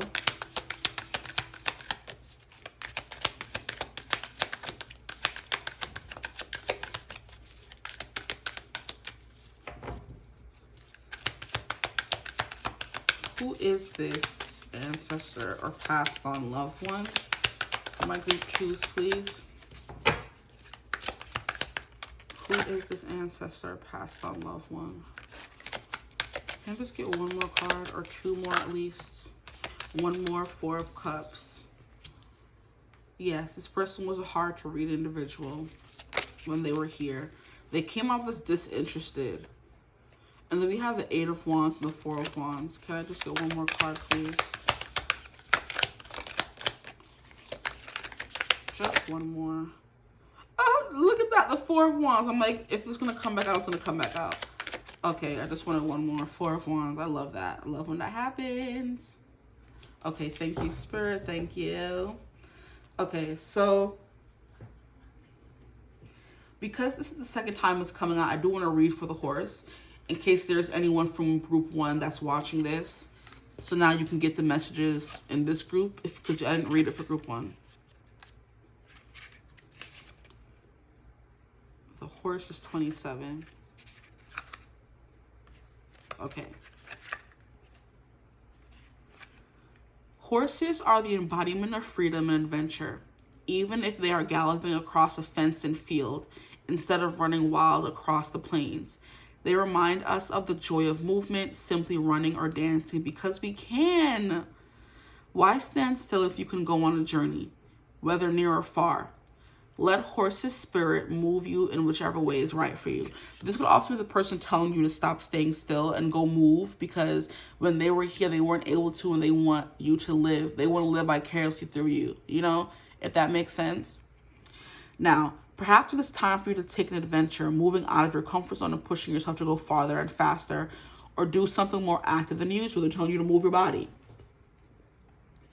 This card may be encouraging you to take advantage of the freedom you have, whatever that looks like. It may simply be the freedom to change which direction you are headed. So yeah, there's something about this person being maybe a little restricted or not able to do what they wanted, and they want to live vicariously through you. They want to see you live the life they never got to live, for some of you. Now, message: movement is vital for well-being, whether that is a physical movement to keep you healthy or forward movement in your life.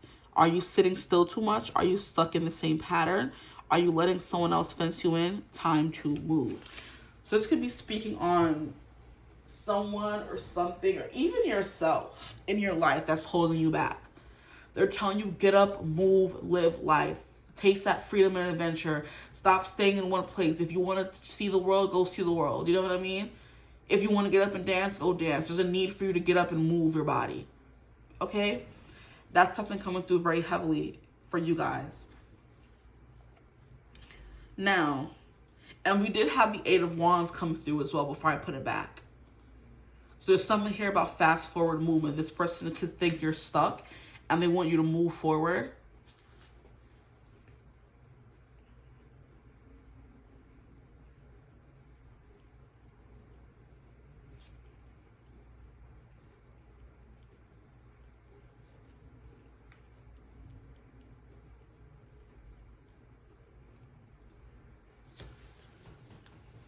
We have 2 4s back to back, so 4 can be important for some of you.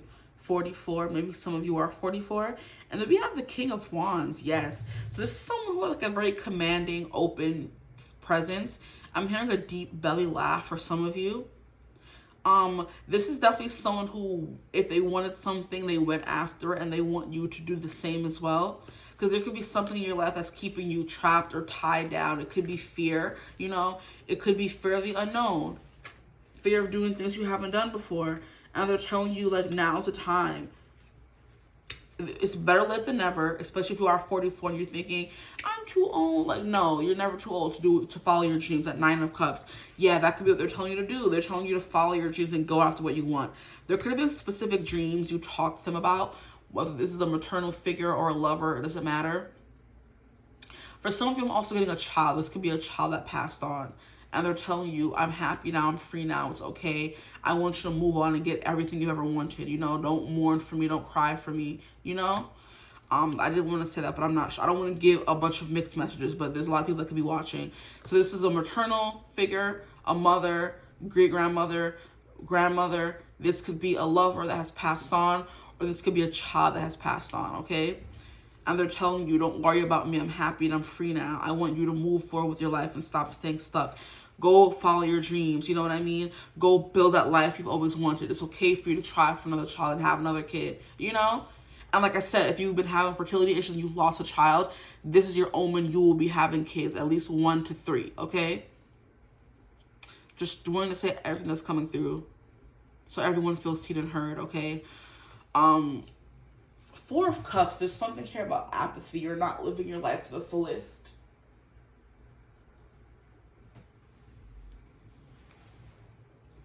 You're going through the motions for sure.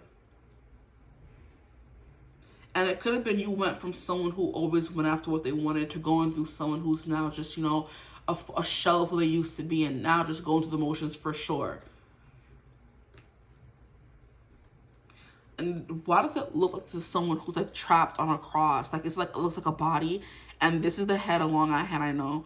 The arms are here, the legs are here. It's like they're trapped, they're bound by something, by their emotions, their sadness, you know, their apathy, stuck going through the motions every day. Because your happiness is gone, and that happiness, like I said, could have been a lover, it could have been a child, or it could have been like a parent, maternal figure. Now, 4 of Wands, If this is a lover, just so happens to be a lover, they're telling you it's okay to move on. People are in the church by Christ Jesus, throughout all ages, world without end. Amen. Shoot. This could be them telling you it's time to move on. I don't know why these are giving me, like, you know, lights peeking through blinds at nighttime. When you have the blinds open, you see this pattern on the wall of the light that is, you know, coming, that is separated by the blinds. So it's like, you know, little spaces between them. That's the vibe that's coming through. You could be in the room in a dark room at nighttime with the moon just glowing through and you're just sitting in the dark. You're in a funk is essentially what's coming through. And they're telling you it's time to get up and move on. Whoever this person is. So it's giving more so past on loved one than an ancestor. And loved one couldn't mean anything. So now I'm going to get some more cards from these few decks that I have here.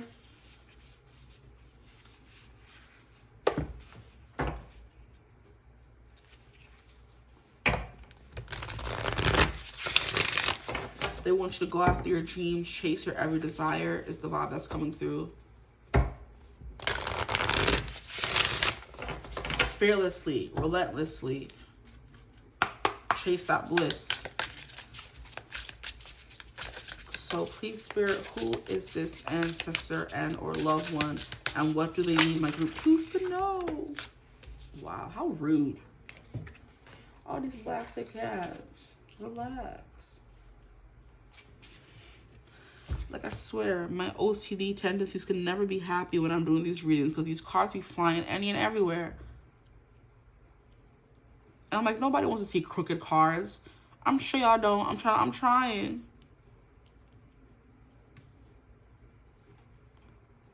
Okay. So here we have distance. We have mimicry.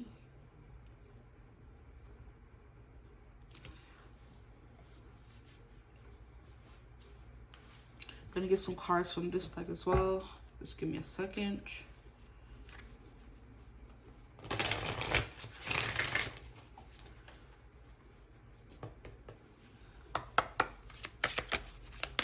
Who is this ancestor? And what do they see? I just can't be happy, huh?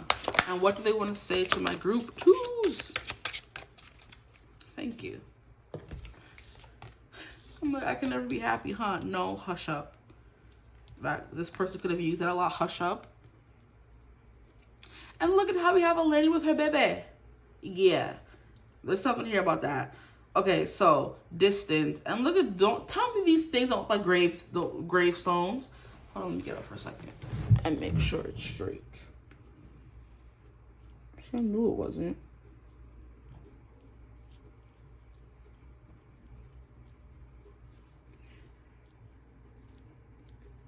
But do I listen to myself? No.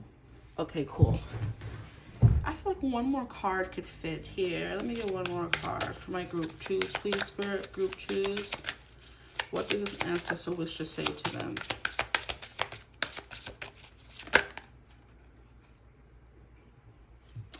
I only want one.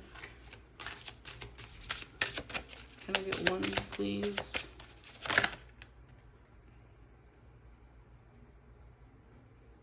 Interesting. One more, just one. You could be waiting for something to feel right in order to move on.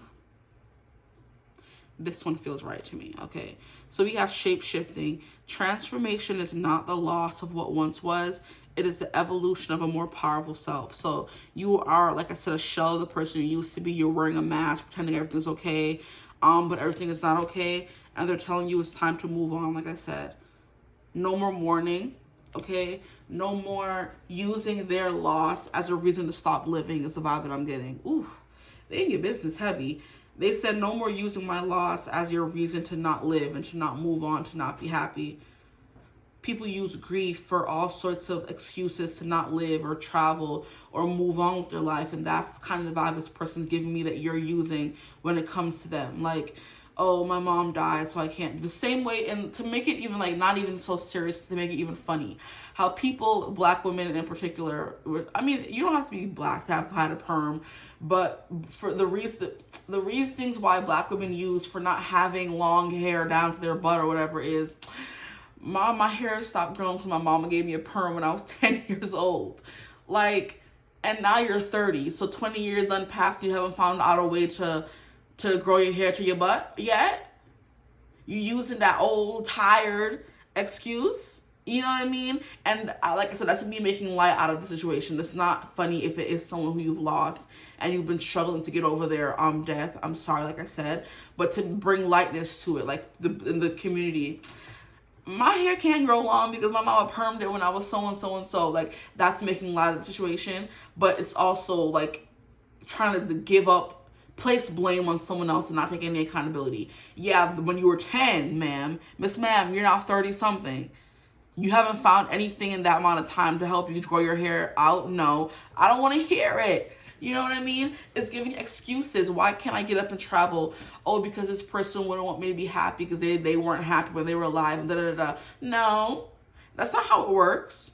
Or they're no longer here with me and we made these plans together so I can't do without them. No, that's not how it works. You keep this person's memory alive by doing the things they wanted to do, fulfilling those promises, fulfilling those dreams they had with the Nine of Cups and the horses. They're like, get up and go, move, dance, play, laugh, travel, go on adventures. Don't use my death as an excuse to stop living. I'm the one that's gone, not you. It's the vibe that I'm getting. If this is, like I said, a loved one, they want you to go on and find someone else. If it's a child, they want you to have more kids. They want you to live. Because what you're doing right now is not living, is what I'm hearing, okay? And this is like telling you that goodness is coming, adventure, happiness, love, abundance, success. Okay? I'm hearing that you guys could, because with this card here, I remember reading it and it came out another reading, and I remember reading it, and it was like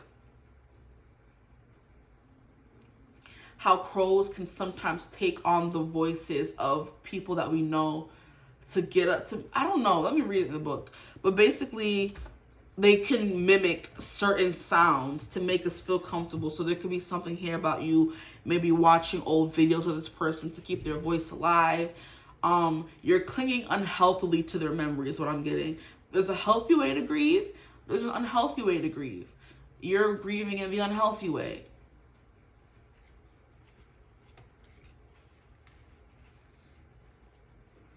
$30.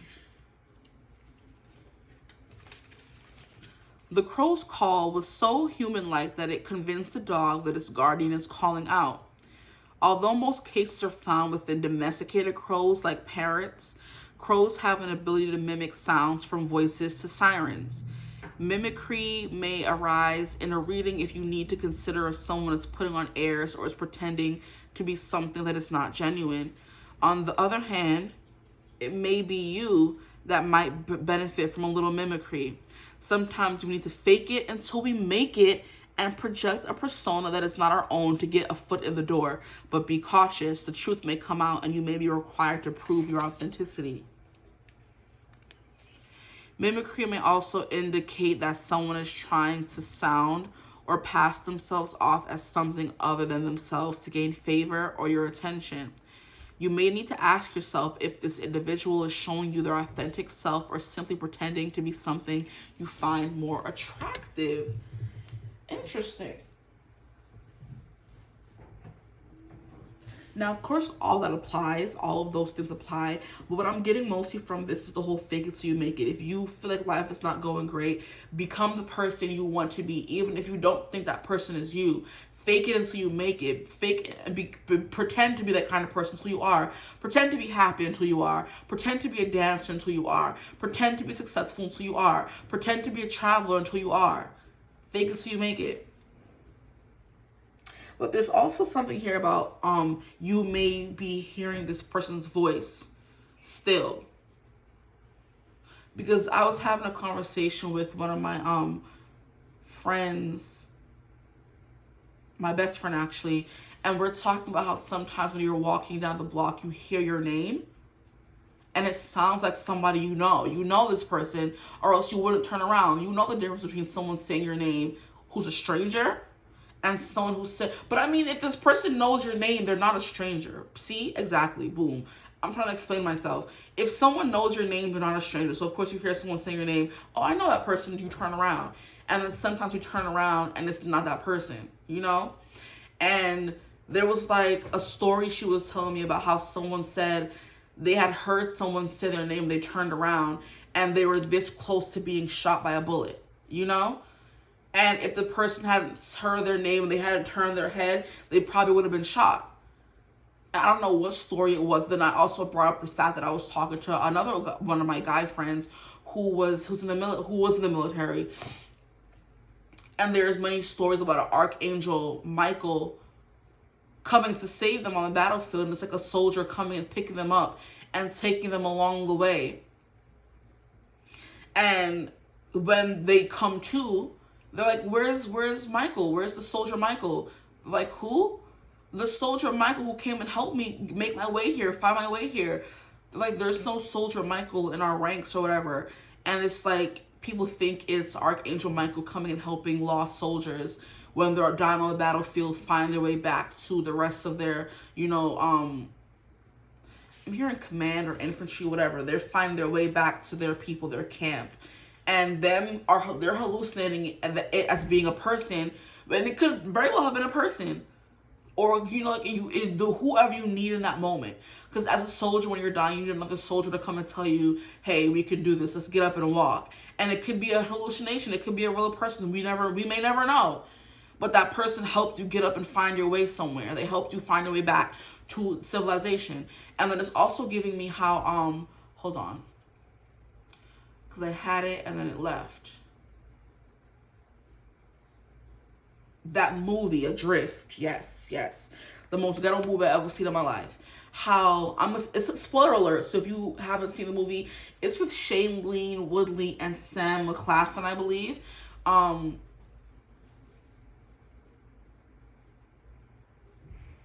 Finnick Odair from Hunger Games, for those of you who don't know him by his name. Finnick Odair and Shailene Woodley, who is Tris from Divergent, if you don't know her by name either. They had a movie called Adrift about two couples based on a true story, how they went off to sea to sail the world and they got caught up in this bad storm, right? And I forget who is who. I believe it was Shailene who was the survivor. But for most of the movie, they were gaslighting us into believing that during the storm, when that man's body was flung off the ship, that she somehow dived into the water and saved that man and brought him back on ship and had us thinking he was alive, until towards the end of the movie, we figured out that man was dead. And I'm like, the betrayal I felt from that movie. And he's also in the movie Me Before You. That man loved playing trifling roles. Because that movie, I don't like it either. But anyway, back to what I was talking about. In Adrift, it was him who was telling her to eat, who was telling her to do this and do that. And it was her mind who made her believe he was still alive to help her survive, So maybe you are pretending someone is still alive when they're really not. And that's very dangerous because you're not healing, you're not moving on. And that's the bad kind of grieving. But sometimes your mind does what your mind has to do to help you stay alive, Our mind is like the most... We'll never fully, truly understand the miracles our minds are capable of doing, or achieving, essentially. So, of course, your mind could convince you someone is still alive and they're really not. There's a few movies that have, kind of played on that theme, Even in The Sixth Sense, where the dude is like, we think he's alive until we figure out in the end he wasn't. Like, what the hell? Period. These movies be pissing me off, child. Adrift, though, the gasp that I gasped during that movie, oh no. Child, but yeah, there's something here about that. You making something sound a certain kind of way or playing a video and wow, There was a book that I was reading a few weeks ago called Alone with You by Ali Martinez, and it was about a veteran. So it's funny that I was bringing up the military and people who say they have, like, a soldier Michael help them find their way back to civilization, just to find out there was no Michael anywhere. Okay. But yeah, the guy in the book was a veteran who lost his whole battalion, I think is what they're called. I'm not 100% sure. And also, see, I don't like spoiling it for people. But essentially, he was pretending that someone was alive that wasn't alive. Okay. And he did it for 10 years, guys. 10 years. This man was crazy. Let me not call him crazy. This man was pretending someone was alive that wasn't alive for 10 whole years until someone finally came and, like, grabbed him out of that. So this person wants you to live, continue living. They're happy. They're where they're supposed to be, where they're meant to be, and they need you to come back to life, essentially, you know? But yeah, that's the vibe that I'm getting for this reading here in particular. But like I said, be a child of love and a maternal person. They're like, you are so close to experiencing this celebration, this moment where things just go so well. Because Four of Wands is union, it's also marriage, but it's also celebration amongst people. It could be a wedding. They're telling you you're going to get married again if this is you lost a spouse. You know, like I said, if you lost a child, they're telling you to try for another child. It's okay. You know. But that's technically the vibe that's coming through for you guys. I mean, this reading was pretty straightforward compared to Group 1's reading, but I don't know. But we have distance. Yeah, there's something here about you keeping your distance from society, keeping your distance from people, and they're telling you to kind of, like, turn yourself back on, go back online, you know? Like how sometimes we're offline, to come back online, to experience the world, to still go after your dreams. Maybe you had a collective dream with this person where you don't think you should be able to live that dream without them here, and they're like, no, do it, I want that for you. That's how you truly honor my memory. And while I look across the way and see some crutches by the door, yeah, there's something here about a physical disability or a physical handicap. Yeah, that's the word I was looking for. A physical handicap where this person maybe wasn't able to move or run, so you don't think you should be able to move or run either. It's the vibe that's coming through for y'all. And I love how I said come back online, and the Queen of Swords is like being offline, you know, being dull. Your brain is numb. You're not really, you know, there. You're there, but you're not there. It's the vibe that's coming through for this Queen of Swords.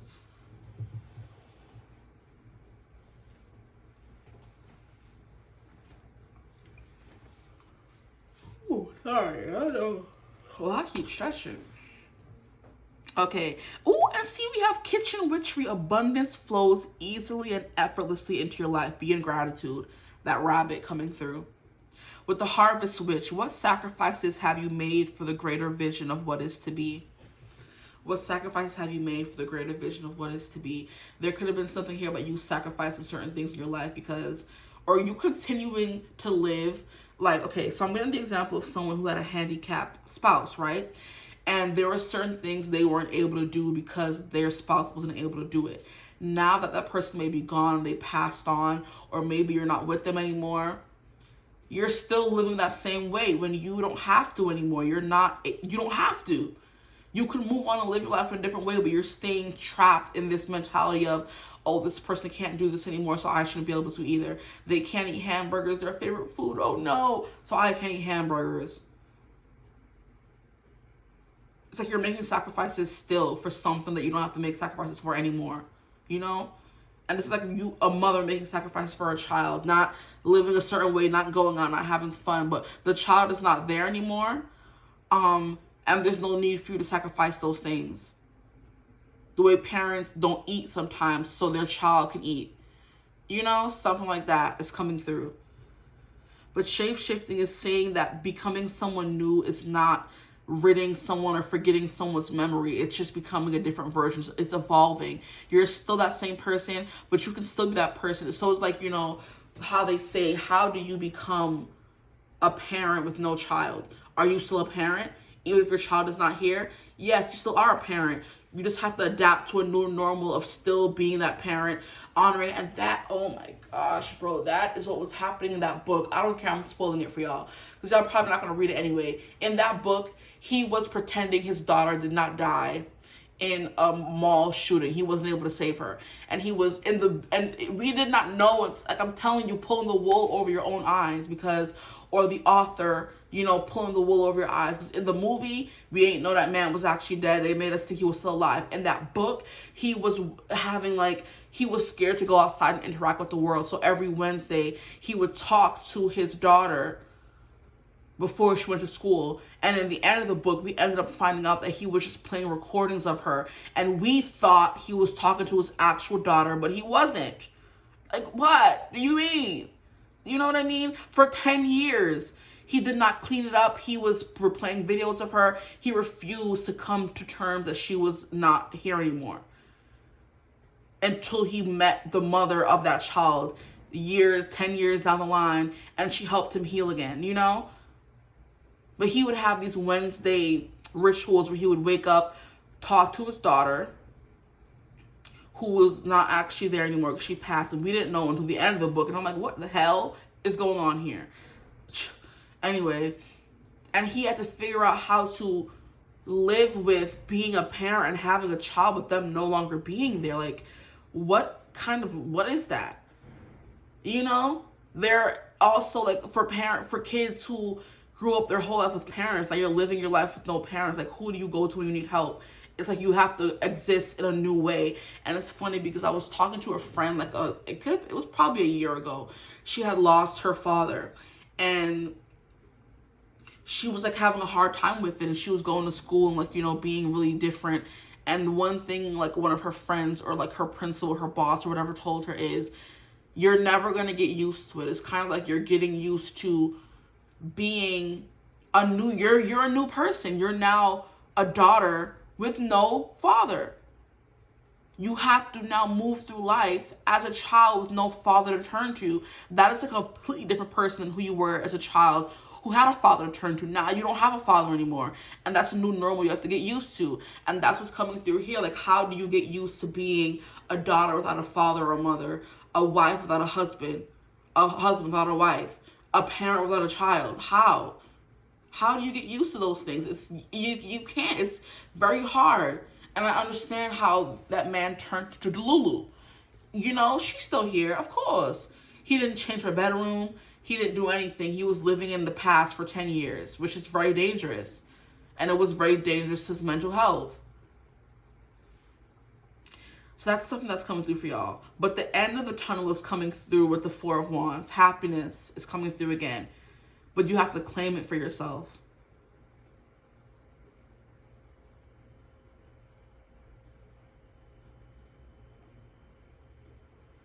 We have Ace of Pentacles, Rabbit, Fertility, Kitchen Witchery, Abundance flows. There's something here about all those things coming through. And there's also something here about you thinking that once someone passes on, they're like gone forever. But I still feel like they're always with us because of the memories we have of them. If we keep them alive in our memory, they're never going to be gone. So there's no need for you to think they're not with you anymore when they're always there. They're telling you, I'm happy, I'm free. I want you to be happy and free as well. What was hurting me is no longer hurting me, especially if you were dealing with someone who had like a disease or something that had them in a lot of pain. Like, I'm happy now. I can move. I can breathe. I can be free. There's no need for you to worry. Now I want you to live. Like, I'm the one who died, but you're the one who's not living. You know what I mean? That kind of energy. But yeah, that man was he was living for 10 years in a basic, like, what do they call it? It wasn't a time capsule. But I mean, that's the best example I can come up with right now. He was living in the past for so long. But yeah, those movies came through for a reason. We have Adrift that came through. That book that I was reading that came through. That kind of energy. I feel that is important to this group for some reason. But yeah, I think that's all that I have for you guys. I hope this reading resonated. If it did, feel free to like, comment, and subscribe. Join the tribe, the Divine Family. Love to have you. And there's also a message here about going to a graveyard or going to their grave site, and they're telling you that they're not there anymore. They're with you in spirit now. You know, they're always with you. There's no need for you to go to their grave to feel close to them, because they're always with you wherever you go. So there's no need for you to not want to leave your hometown because you don't want to leave their burial, because you have a ritual of going to their grave site every Wednesday. Like the guy in the book had a ritual of talking to his daughter or pretending to talk to her, recording every Wednesday to, you know, to keep her memory alive. This person's saying there's no need for you to stay in this hometown or stay in this home, stay in this mosque, you know, essentially. There's no need for you to do that anymore, because they're going to be with you wherever you go. So go and go on the adventures you told them you wanted to go on. Live the life you told them you wanted to live, the life you planned to have together. That's why that's coming through for y'all. They're no longer in that grave. Their bones are, their spirit is flying high with you, and they're going to be on all the adventures you go on. But yeah, I hope this reading resonated. If it did, feel free to like, comment, and subscribe. Join the tribe. We'd love to have you. I am having a $55 special for all of October. You get 30 minutes, up to 2 questions. And yeah, you get a reading just like this, but it's your own private YouTube link.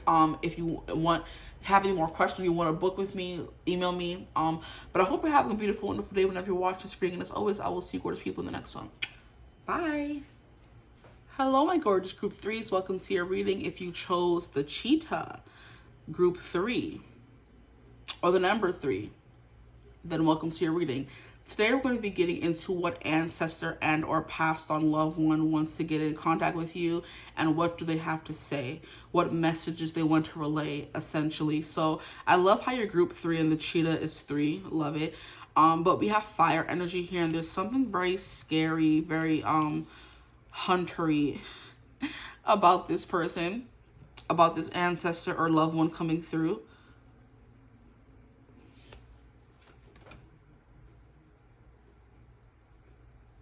Very intense.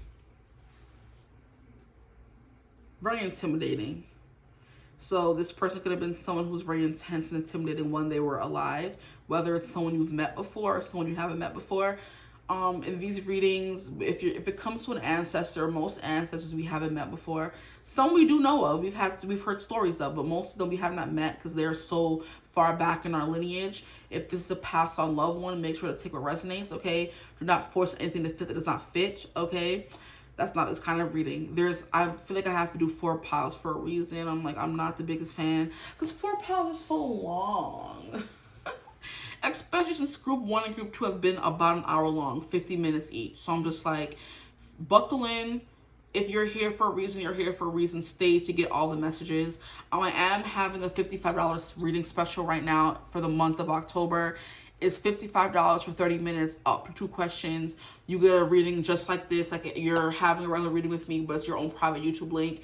If you have any questions or inquiries and you want to know more about it or book with me, email me at ThePleiadianPriestess at email.com.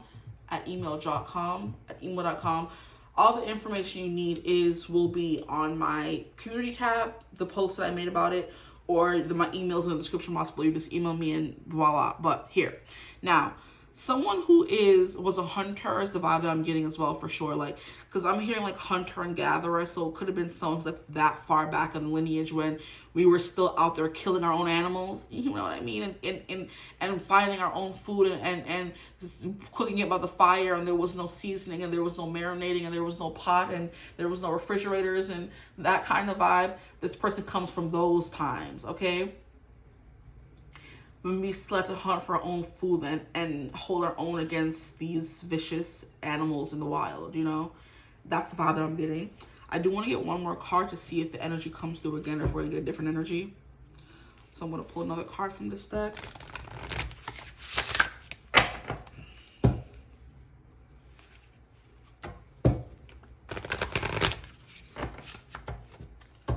I'm hearing this ancestor don't play about you. They're the mean one. You know, we all have that mean ancestor. You know, the rude one, the one that always tells us what's like it is. That kind of energy. That's who this person is. The horse is coming through for every bloody reading. I know y'all lying right now. I know you're lying. I know you're lying. Do you have someone who's watching all 3 groups? Like, no, stop it. I want another card. No, I'm not. I need, like, all the cards. If it comes out again, I'll take it. But no. I just want one. What are these? We have the Phoenix, and then we have the Chameleon. But I just want one. Can I just get one card, please? My group threes, please. The Ancestor or loved one that wants to come through for them, please, Spirit. Okay, so it was the Chameleon. Thank you. I love the cards are acting up today. They showing out. They're showing out. Okay. Now my nose is itching. So that's confirmation for me that they're going to be showing out in the stream. This is definitely an Ancestor or Spirit guide that shows out for you. I'm hearing they don't play about you. This is the one you may have an altar for, because this is kind of giving me an altar energy. So you could have an altar for this Ancestor or ancestors, and this is the one that be really showing out for you. There could be something about like a spell or a book they left behind. Some of you could have like, you know, bruja or voodoo ancestry, and they left a book to help you. It's kind of like the Charmed ones in Charmed, where their mother left them a book of all the spells they could ever need, and all they had to do was ask the book, and the book had the answers, child. You know, all you have to do is ask this ancestor for something, and they got your back. Okay, so I want to start getting the cards out on the table. This person wants messages to come through now, because I'm moving like in a very fast pace. So this person could be like a very fast speaker, or they were a fast walker, fast talker, or they don't beat around the bush. They want to get cut straight to the chase. Is what I'm getting for you guys. This is definitely someone who practice some form of, I don't want to say divination, because I think it's like kitchen magic is the vibe that I'm getting, where they could put things together and use them and it always worked for them. They could have made candles, and my nose is itching like crazy. So like I said, this is like a very present person in your life. A very present ancestor in your life is the vibe that I'm getting.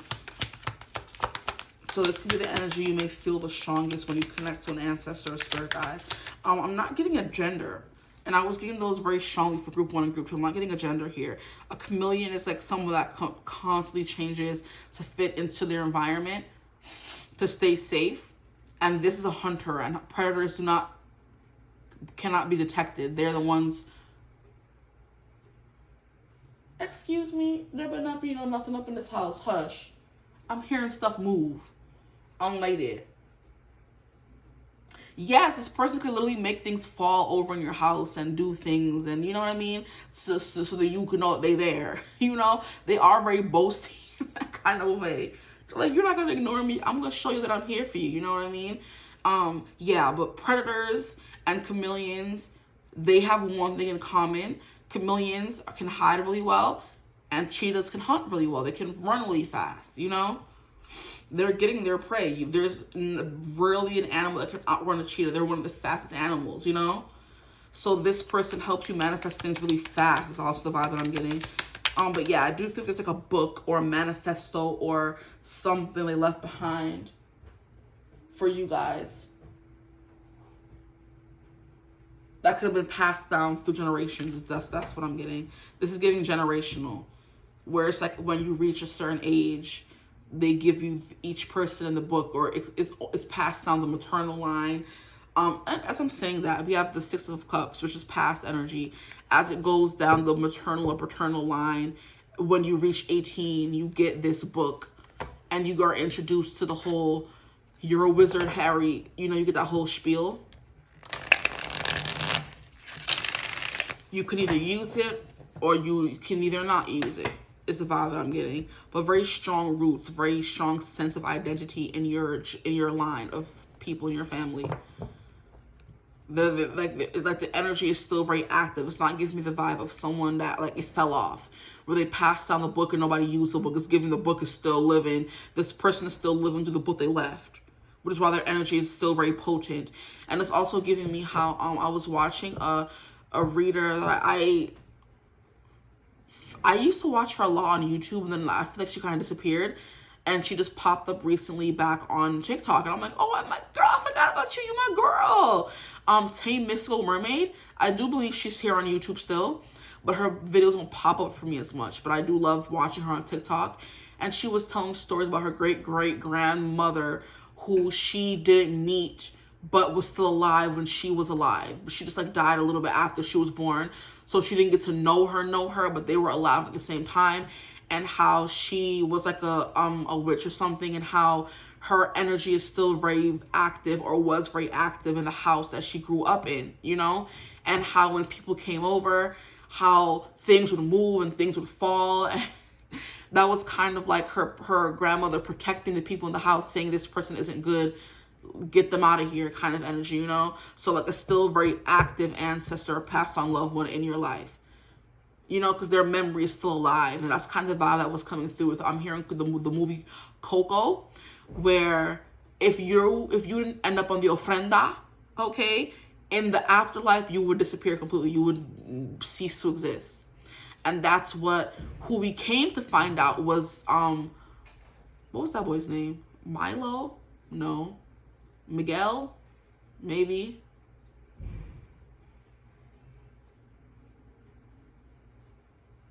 I can't remember his name right now. But we came to find out that was his real great grandfather. And he was like, when he went and found him, if he hadn't found him when he did, he would have ceased to exist, because they couldn't put his picture on the ofrenda. Okay? So that's the vibe I'm getting here. So someone who's still very, very active, who you may practice, what's it called, Dia de los Muertos, the Day of the Dead. You still practice that, and this ancestor is still very active because they're still on the ofrenda. And they could be even more active because their energy is someone of someone you know. So when you see signs from them, you know it's them, because there's only things you associate with that person is the vibe that's coming through. Okay. So this person's picture is still in your house. They're still on the ofrenda. They still come and visit you on the Day of the Dead. That kind of thing is coming through for you guys. And we have Queen of Swords. Yeah, very no-nonsense kind of person for sure. We just have like a mouth and hair. This ancestor could have been known for their slick mouth, their attitude for sure. So we have a feminine energy coming through with the Queen of Swords. But I'm still not really getting, I am getting like matriarchal, because I do feel like in Coco, I think his name was Miguel or Milo or something with an M. Mateo, you know, let me stop. It was the great grandmother that made them the whole rule of, no, we don't play music, you know, or we don't believe in music, or no more music, because the guy that almost got forgotten, I forgot his name, supposedly abandoned the family for music. So the grandmother said, no music. So he wasn't able to sing, he wasn't able to play. But because that boy's name was Miguel. What is his name?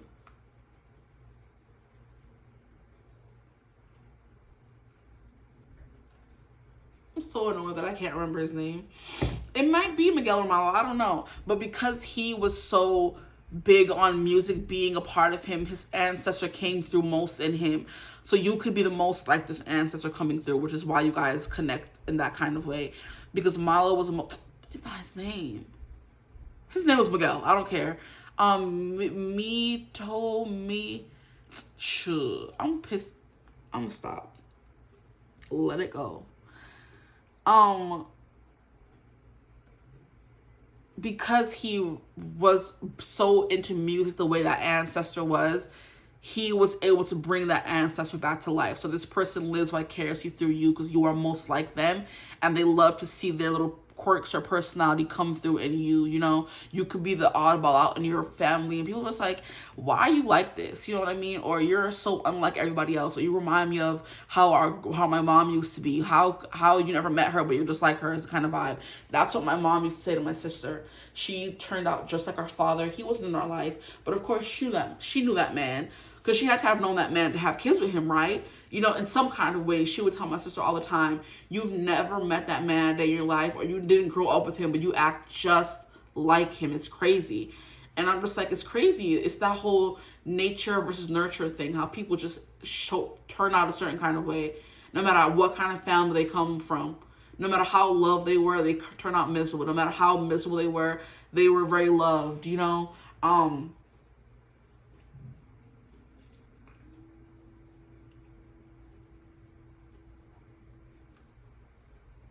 But yeah, the boy in the show, in the movie Coco, he was able to bring his ancestor back to life because of their love for music, and him having to run and hide from his family by playing music. He was pushed back into spirit world, and he went and found the guy, and they ended up being friends, and they found out that they were related later on in the movie. You know what I mean? So it's kind of like you finding a kinship with this person. So this ancestor rides for you so hard because you remind them of them, you know, themselves. So let's keep going. Who is this ancestor, please? First and foremost, who is this ancestor, passed on loved one for my group 3s, please?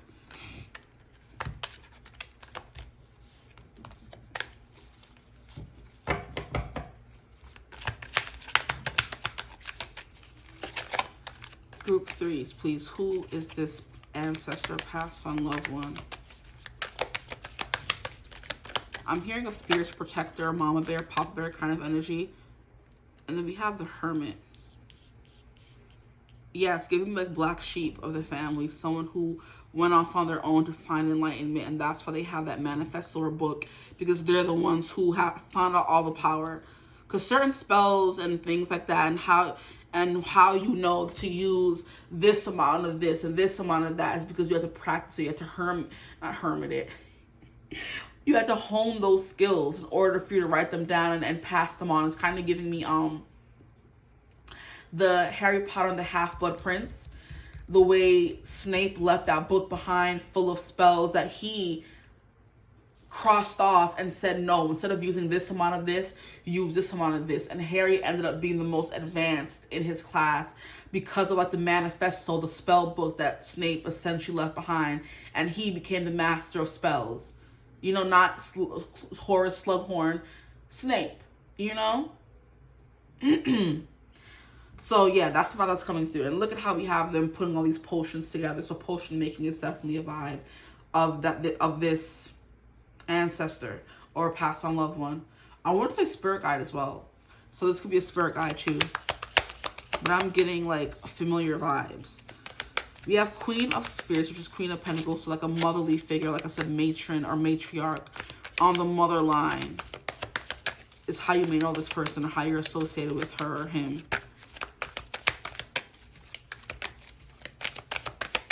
Who is this ancestor, please? Who is this ancestor? Yeah, they were very secluded and smart. They stayed to themselves to learn about all that they could. They could have been known, like I said, the black sheep. They went on their own path to learn specific things in their life. We have Two of Wands. Yeah, they went on their own path. We have the Hangman, the path to enlightenment. How many cards are here? Just 2. I'll take them. The Hangman, and then we have the Emperor. Wow, yeah, like a very masculine energy, like I'm saying. So I'm not getting a gender. This person may have not wanted to be put in a box, or they may not want to be put in a box. Now that they're not here anymore, they're not on Earth, they don't want to be seen as male or female, because now they're just an energy.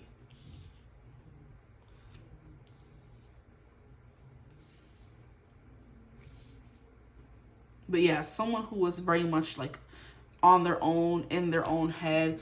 They were very big into spirituality. All the things that were kept hidden from them is also something that's coming through as well. They wanted answers and they went to find them.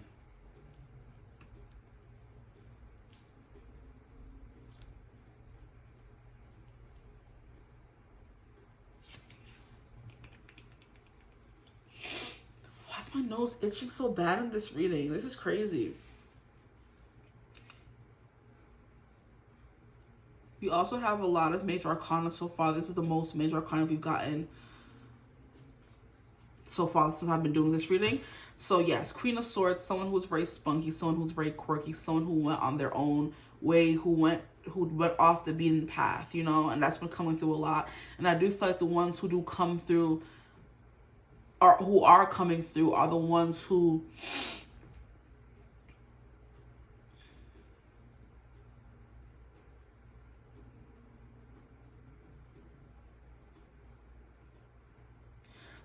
are here to help, who want to see you make a change.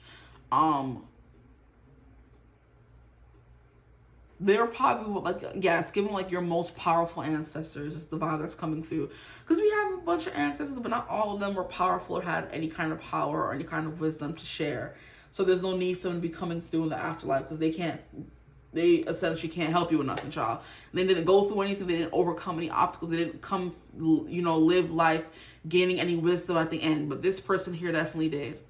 Very smart, very intelligent, and very, like, I'm hearing straightforward, very blunt, very frank. They don't really, like, hold anything back, which is what could have made them very formidable when they were alive, But the Hermit energy is giving Virgo, okay? So also very smart. They're the problem solvers. They went above and beyond for their people, which is why they go above and beyond for you, because you're a part of their people. And like I said, I do feel like whatever gifts they may have had, you were born with them as well. So sometimes in families, the gifts are not passed down to everyone. It's just given to a chosen one. And it's only if that person shows those tendencies would they be given the book, is the vibe that I'm getting. So it could be in the book, like signs to look out for and to let you know if this child should get the book, Like if they have an imaginary friend, that usually means those are spirits and you were a very sensitive child. They, are very nice to people. They show empathic tendencies, kind of thing. Those are signs this person could have left in the book to be like, hey, if your child exhibits these signs, that's how you know that they're the one to give this book to. This person could have had the gift of foresight, and they saw it being you, which is why they wrote down specific things. That they have this kind of birthmark, if they grow up with one green eye, one blue, or if they, out of all the kids, they're the ones with the lightest eyes, the darkest eyes, or the lightest hair color. They're gonna be, like prophecy kind of stuff. Like if you have a child that ends up having blonde hair and the rest of them have black hair, they're the chosen one. The rest of them have blonde hair, they end up having black hair. That's them. The rest of your kids have brown eyes, they have blue. Give it to them. That little signifier is telling them that they're you, because they had that foresight, That's the energy that I'm getting, honestly. And now you have that same gift as they did, which is how that they know. Or if this child ends up looking like me, or having this kind of shaped birthmark, like I said, those kinds of things, then give the book to them. And that book helps you figure out how to work your magic and your gifts. But a Queen of Pentacles is like very much a nurturing energy of showing you the way, teaching you, guiding you to this ancestor or loved one, past on loved one. Is very much guiding you right now. Still, whether they met you or not, whether they birthed you or not, you're a part of their family and they consider you like their child. Especially because you have the same gifts as them. Here I am seeing a woman who like has all these things branching out of her head. So there is something here about head, crown chakra energy, so very, very, very much attached to the spirit world or the 5D. So a very big connection to spirit, essentially. The Two of Wands is a thin veil, because this came through in group 1, is giving a thin veil. In Harry Potter we had the veil that they found in the Order of the Phoenix. That Sirius kind of went into when Bellatrix got him. That's what this veil is kind of giving me. So having one foot in the 3D, one foot in the 5D. That's the vibe that's coming through. It's like a very active crown chakra, third eye chakra. It's a vibe that's coming through for this person. It's also coming through for you as well. Then we have the Hangman, which is literally, look at this. We have this is giving that veil as well, but in like a more expanded form. So it's like you learn a little bit, you feel that vibe, you feel that, distinction between 3D and 5D. You hear message from spirit, clairvoyant, clairaudient. My nose is pissing me off. Can I speak in peace?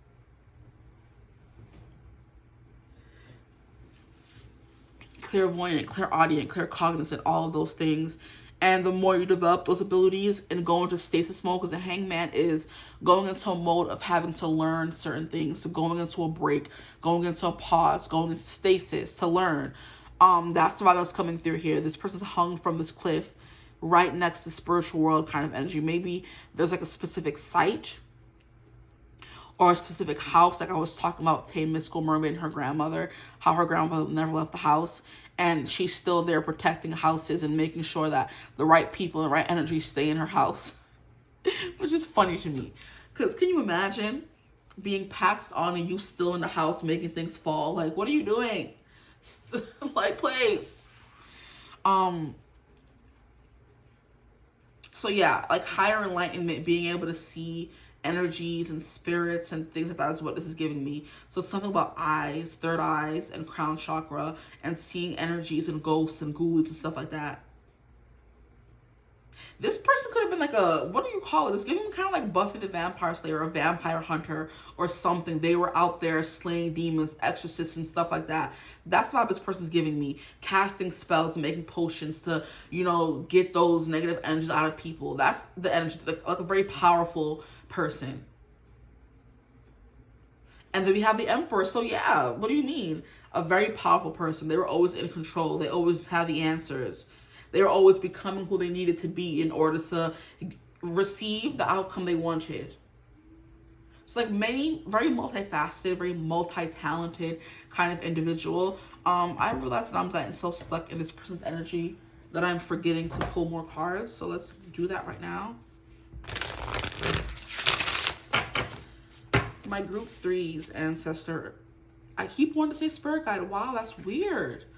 Ancestor, Spirit Guide, or passed on loved one, please. What do you wish to tell them? Why are you showing up? Who are you? We have protection. Yes, period. They're here to protect you. Like I said, this person doesn't play about you. They really don't. We have fear. This person was definitely fear when they were alive. Because the scarecrow, I think, was used to, like, you know, also I'm hearing, I've been watching Hulu lately because I've been watching Buffy, and it's only on Hulu. And when the ads come out, it's like telling you the history of Samhain, okay? So basically they're saying how in Ireland, like, long time ago, they used to be like spirits that would come and possess the townspeople. And it was one brave guy that dressed up as this, like, bush guy, or that's what he looked like in the commercial anyway, and he would go and wade off the evil spirits and fight against them and not let them rain terror on the village. You know, that one guy, it started with him, and then they said a bunch of years later, everybody started dressing up and doing it. And that's literally like the origin story of Samhain based on what that commercial says, okay?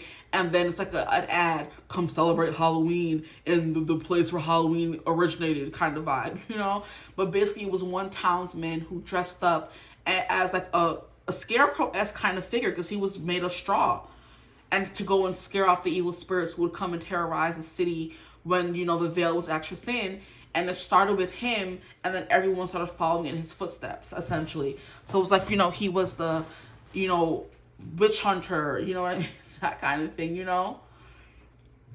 The ghost slayer, the vampire slayer, that kind of energy. He would do those things, and then everyone started following in his footsteps. So the emperor, you know, the one in charge.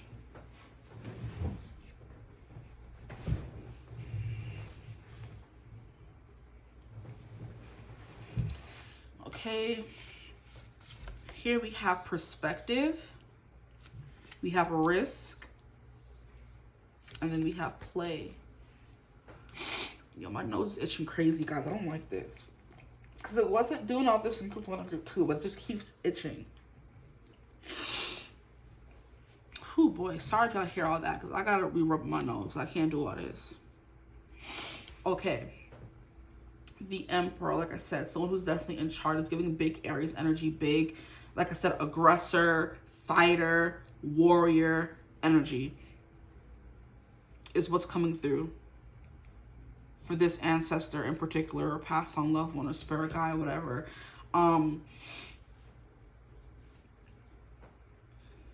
They're the leader. It's like I said, they could have been, I didn't say that for you. I said it for group 1. So maybe some of you did come from group 1.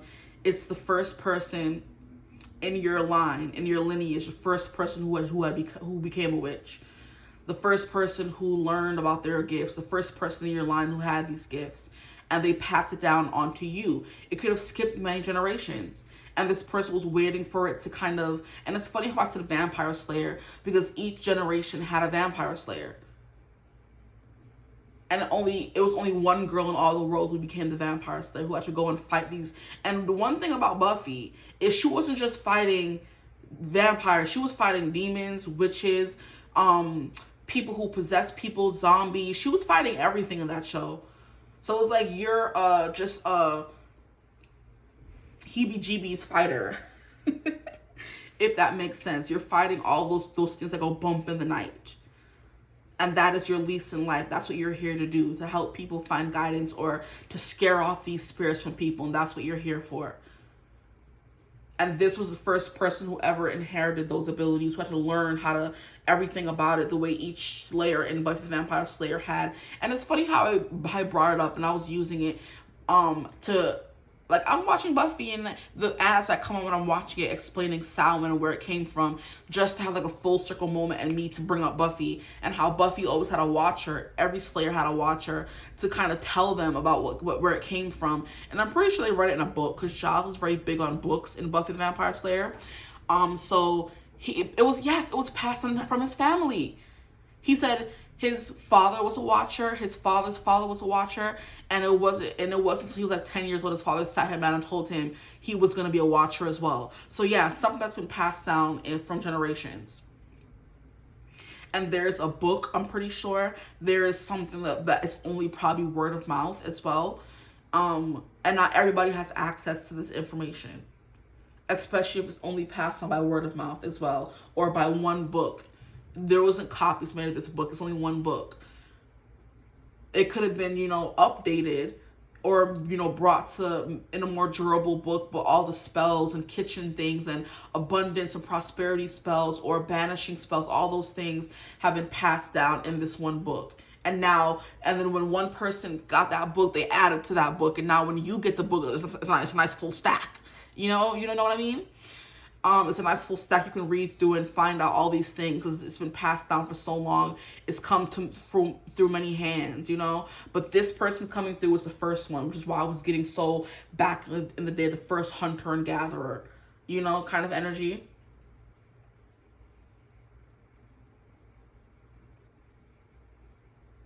But yeah, I think what this person's trying to tell you to do is to stop being so scared of everything. I'm hearing people are supposed to be scared of you. They're protecting you, so there's no need for you to be scared of every small little thing in life, okay? They do want you to see things from a different perspective, because look, we have this bird upside down, then we have the hangman. So they want you to go on like a spiritual quest of learning new things and seeing things from a different perspective, opening your eyes to new ways of thinking and new ways of doing things, It's kind of giving how you may not have had the book given to you, but you still have the power, and you have to kind of figure out all on your own again. But this person is there helping you, essentially, You don't have a watcher. You don't have a book that most people have passed down through generations. You just have you, and you have this power that you've realized you've had, but you don't know how to use it, what kind of powers you do have, your prophecy, what you're meant to do. And this person's coming through very strongly to tell you that they're there trying to help you, okay? You need to go on a spiritual quest, though. See things like, okay, that's what I was saying. Kind of throw away everything society has told you about how you're supposed to live. Because that's not how you work. That's not how your powers work. That's not how your energy or your lineage works. You need to separate yourself from the pack. Go on this hermit mode journey. Go on this hermit journey, go on this hangman journey, because hangman is like Pisces energy, where you're in the 12th house learning all the secrets, your psyche, going through shadow work, that kind of vibe, divesting yourself of all the darkness, you know what I mean? Or not absorbing it, but becoming aware of all the darkness so you can better fight against this. It's like, once you know something and learn about something, you know how to fight it. So once if you want to stay in the dark and not learn about spirituality, when things come and happen to you, you're not going to understand why they happened, okay? You're not going to gain any wisdom from that. When you go and learn and seek knowledge, that's when you actually learn things. So they want you to come and start seeing things from a different perspective. Cut out what society tells you to believe in, how to do things and how to eat and what to do and how to sleep and that kind of vibe. What things ye have need of before ye ask him. After this manner therefore pray ye, Our Father, which art in heaven, hallowed be thy name. Thy kingdom come, thy will be done in earth as it is in heaven.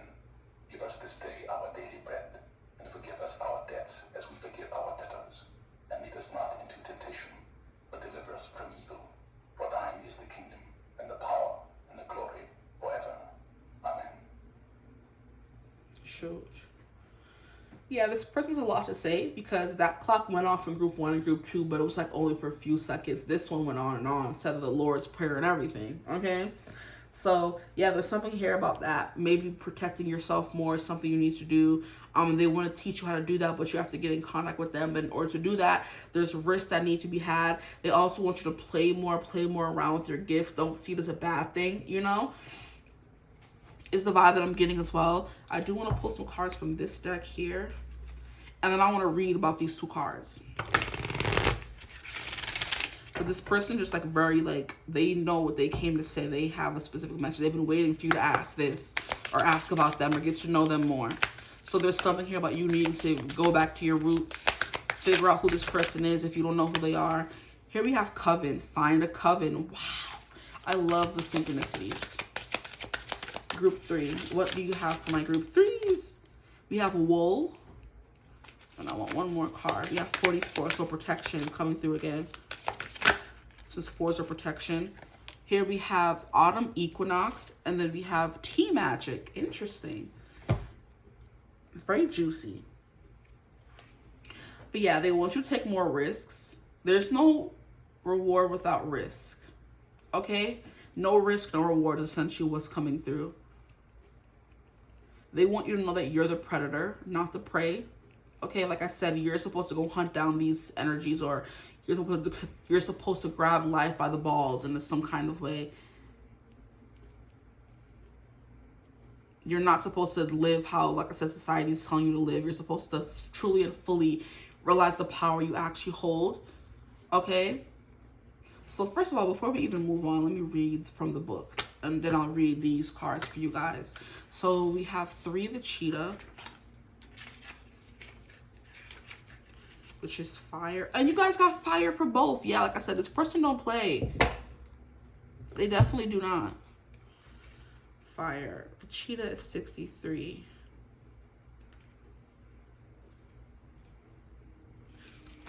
Okay.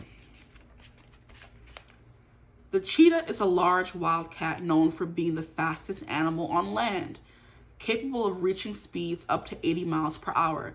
Its entire body is designed to be swift and graceful, with a powerful heart, large lungs, and long, muscular legs.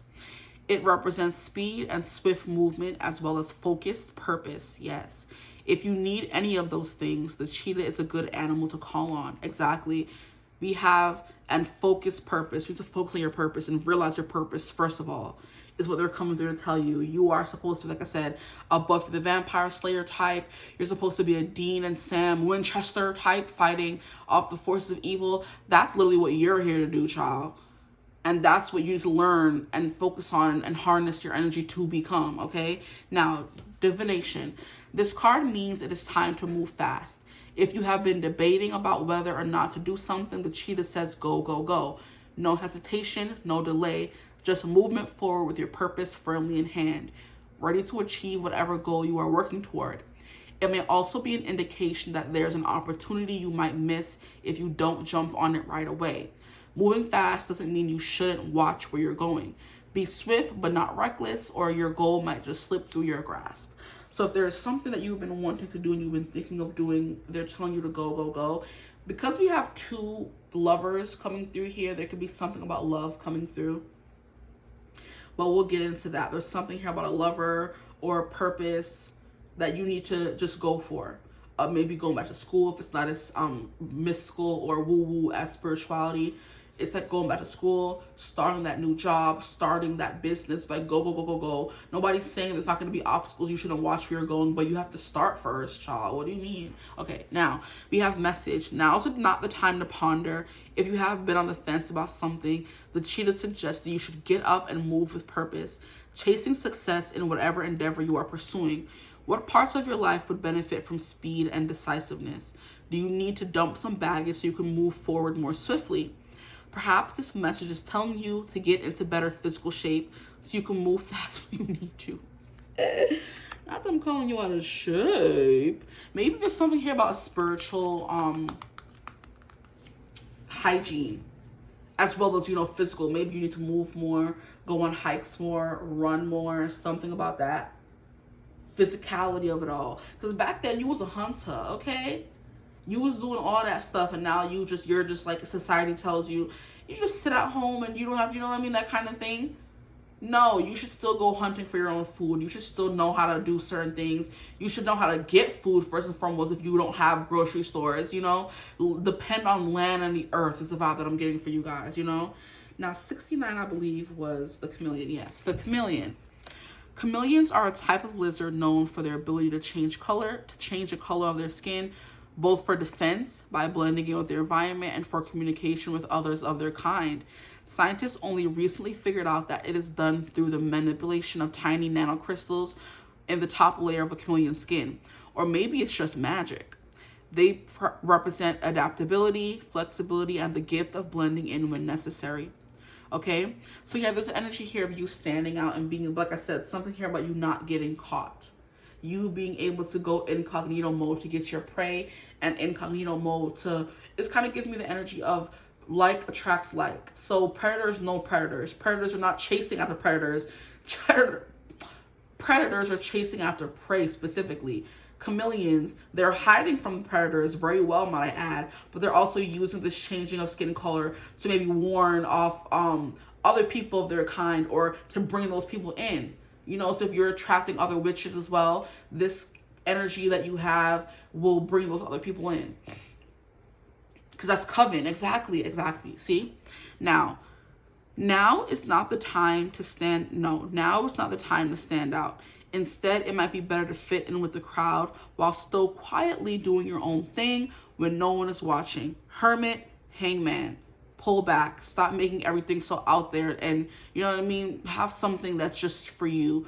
Or don't be telling everybody about your gifts or your powers or something like that. Keep it to yourself. The way Buffy was not allowed to tell people she was a slayer. Even though she did, most people had no idea.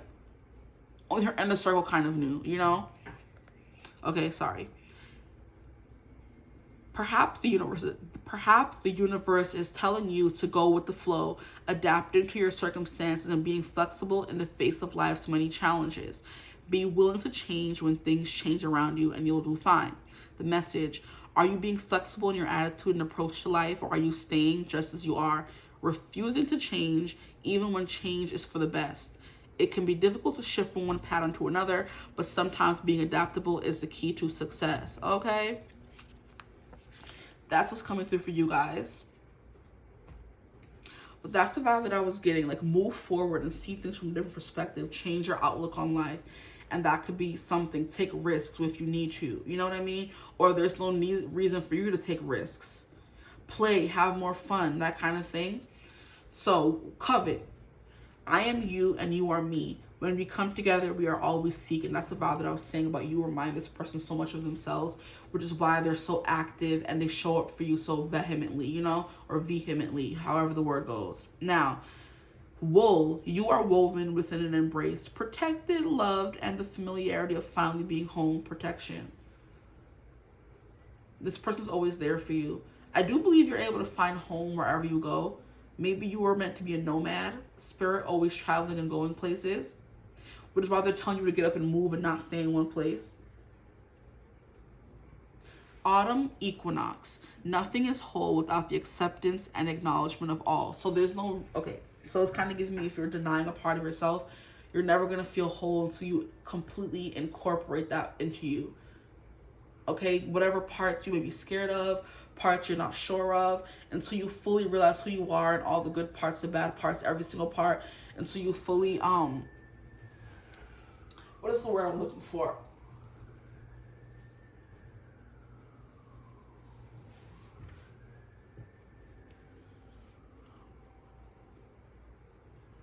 Can't find the word. Until you fully become and realize who you are and accept yourself for who you are and what you are, that's when you're going to feel more full, okay? But you have to acknowledge something first. Now, tea magic. Reach into your subconscious, pull from the source, and weave magic with intention, and the answers will unfold. That is what they were saying. Move forward with something. Get up and go, okay? If you have a question, get the answers. Move with purpose, okay? or else you're never going to get the answers. Light some candles, get some tea leaves, ask a question, see if you can read the tea leaves, get some cards, see if you can read for yourself instead of always asking or waiting for a tarot reader to tell you the answers to something. You know, ask them for help. This ancestor, ask them for help. Sit down and, you know, place a tea set for them. I'm just realizing these might be cups, and I'm using them for candle holding. Well, anyway, see, repurpose certain kinds of things in your household, but set up a cup of tea for one person at the table, and then for you at the table. Sit down and have a conversation, light a candle, do a seance kind of vibe, you know? Get to know this person more. They want to talk to you. They have answers to give you, knowledge to convey. But it takes reaching into your subconscious. It's not going to be like an actual, this person's going to show up at the table and talk to you, but it's going to be a conversation in your subconscious. Which is kind of the vibe that I was talking about in one of the groups where I was reading a book called Kdrama by Runix. I highly recommend it, especially if you're into spooky spirituality kind of things, as well as romance, because it was spicy as well. Okay, period. But yeah, how the girl grew up with her mother teaching her how to, you know, make poultices and make candles and read tarot. And when she went to this spooky school that invited her, it wasn't until, now I'm getting the message. It wasn't until the end of the book that she was like reading cards for everyone at the school in front of her lover that she felt fully seen. And she was like, so excited to read these cards for everyone in front of him because she wanted to make him proud and to feel really seen. And she used to run away from that part of herself, but it felt so fulfilling and so amazing for her to finally be herself and be accepted for who she was fully. And that's basically what she had been searching for, because when she lived with her mother in her secluded house, it was just her and her mother. In the little village she came from, the town she came from, everyone thought they were weird, and her mother kept her away from everyone else. She was a very secluded child. And she thought reading tarot was weird, and that's how she made her money. She would do readings for people, and she would make candles for people, and you know, what is it called, stuff like that. And then she had this mysterious letter one day telling her to come to go to this specific school. And it wasn't until she went to that school that she met her lover, and she met some friends. And she, like, one day she was like reading cards for everyone in the school. And she looked up and saw the guy there. And she felt truly one with herself. Like, she's like, I can finally be myself. Like, I can, you know, I'm fully a whole person now. I'm no longer running or feeling weird like an outcast. I'm me, you know? That's the energy that's coming through here. So she thought she was weird and reading tarot and being spiritual. And also in the book, she was able to hear voices, you know? Dead voices of the dead as well. And she was also able to, there was a voice inside of her that wasn't her own voice. It was a male voice that was with her since she was a child, telling her right things to do, telling her when things were okay, things were good. And she was like just chalking it up to, you know, her doctor chalked it up to her kind of making a father figure in her head. But I do feel like it was spiritual in that sense. The book was very trippy in that kind of way where you didn't know, they didn't fully come out and say she was a witch and she knew how to do magic, and that was a voice out of her head telling her she could speak to ghosts. But it was insinuated, you know, you got your own. You could either think she was crazy and had schizophrenia, or you could think that she was actually hearing a voice that was outside of herself that was telling her the right things to do. You know, you took it in your own way you wanted to take it. But by the end of the book, she was fully happy with herself. She was no longer, you know, thinking she was weird or she didn't fit in, that kind of energy. Stretching. And that could be what this person's telling you to do as well. Find your coven, find your people, find your partner. And she did find her partner in that book. No, guys, go read that book. Kdrama by Runix, read the book. It's so good. She found her partner. He was a devil to her witch. They called each other my little witch, my little devil. And his name was called Corvina. So his little crow. His little witch. Stop it. Stop it. It's such a good book. I just finished it yesterday and I was so sad. I'm like, no. But it was so good. I took a long time to read through it because I didn't want to miss anything. So I was, you know, reading through it. I might read it again one of these days. You know what I mean? It was good. It was good. Okay, I'm done. Okay. it was like, you know, suspense, and it was kind of scary and thrillery and spiritual in a kind of way. So it's a really good book, honestly. But that's the vibe that's coming through for you guys. You have to reach into your subconscious and fully integrate. That's the word I was looking for. Integrate every single thing and become one full person. Okay, so that's all that I have for y'all. I want to keep talking, but I can't keep talking, y'all. It's kind of like, it's kind of weave the life you want to live. You could be a weaver as well. That's something that's coming through from the Discovery of Witches, where Diana was a weaver and she was able to like physically make things happen, create her own spells. Essentially, what it was in the show. She was able to create her own spells and add on to this book, essentially, that this person wants to pass down to you, this knowledge they want to give you. You could be the person who's meant to write the book. You know? But you have to first acknowledge who you are and your gifts. Okay, now I'm done. I hope this reading resonated. If it did, feel free to like, comment, and subscribe. Join the tribe. We'd love to have you. If you'd ever like to book a personal reading, you could always do that, because right now I'm having a deal. $55 for 30 minutes, 2 questions at the most, okay? You'll get a reading just like this, a personal YouTube link. And if you have any inquiries, you want to learn more about it, email me. If you want to book it, email me. It's in the description box below. But that's all that I have for you guys. I hope you're having a beautiful, wonderful day whenever you watch this reading. And as always, I will see you gorgeous people in the next one. Bye. Hello, my gorgeous group 4s. Welcome to your reading. If you chose group 4, the boar, I can't. Group 4, the boar, image, the number 4, I don't know. If you made it here, welcome to your reading. Today we're going to be getting into what ancestor and or passed on loved one wants to get in contact with you, and what do they wish to tell you, what do they want to tell you, okay?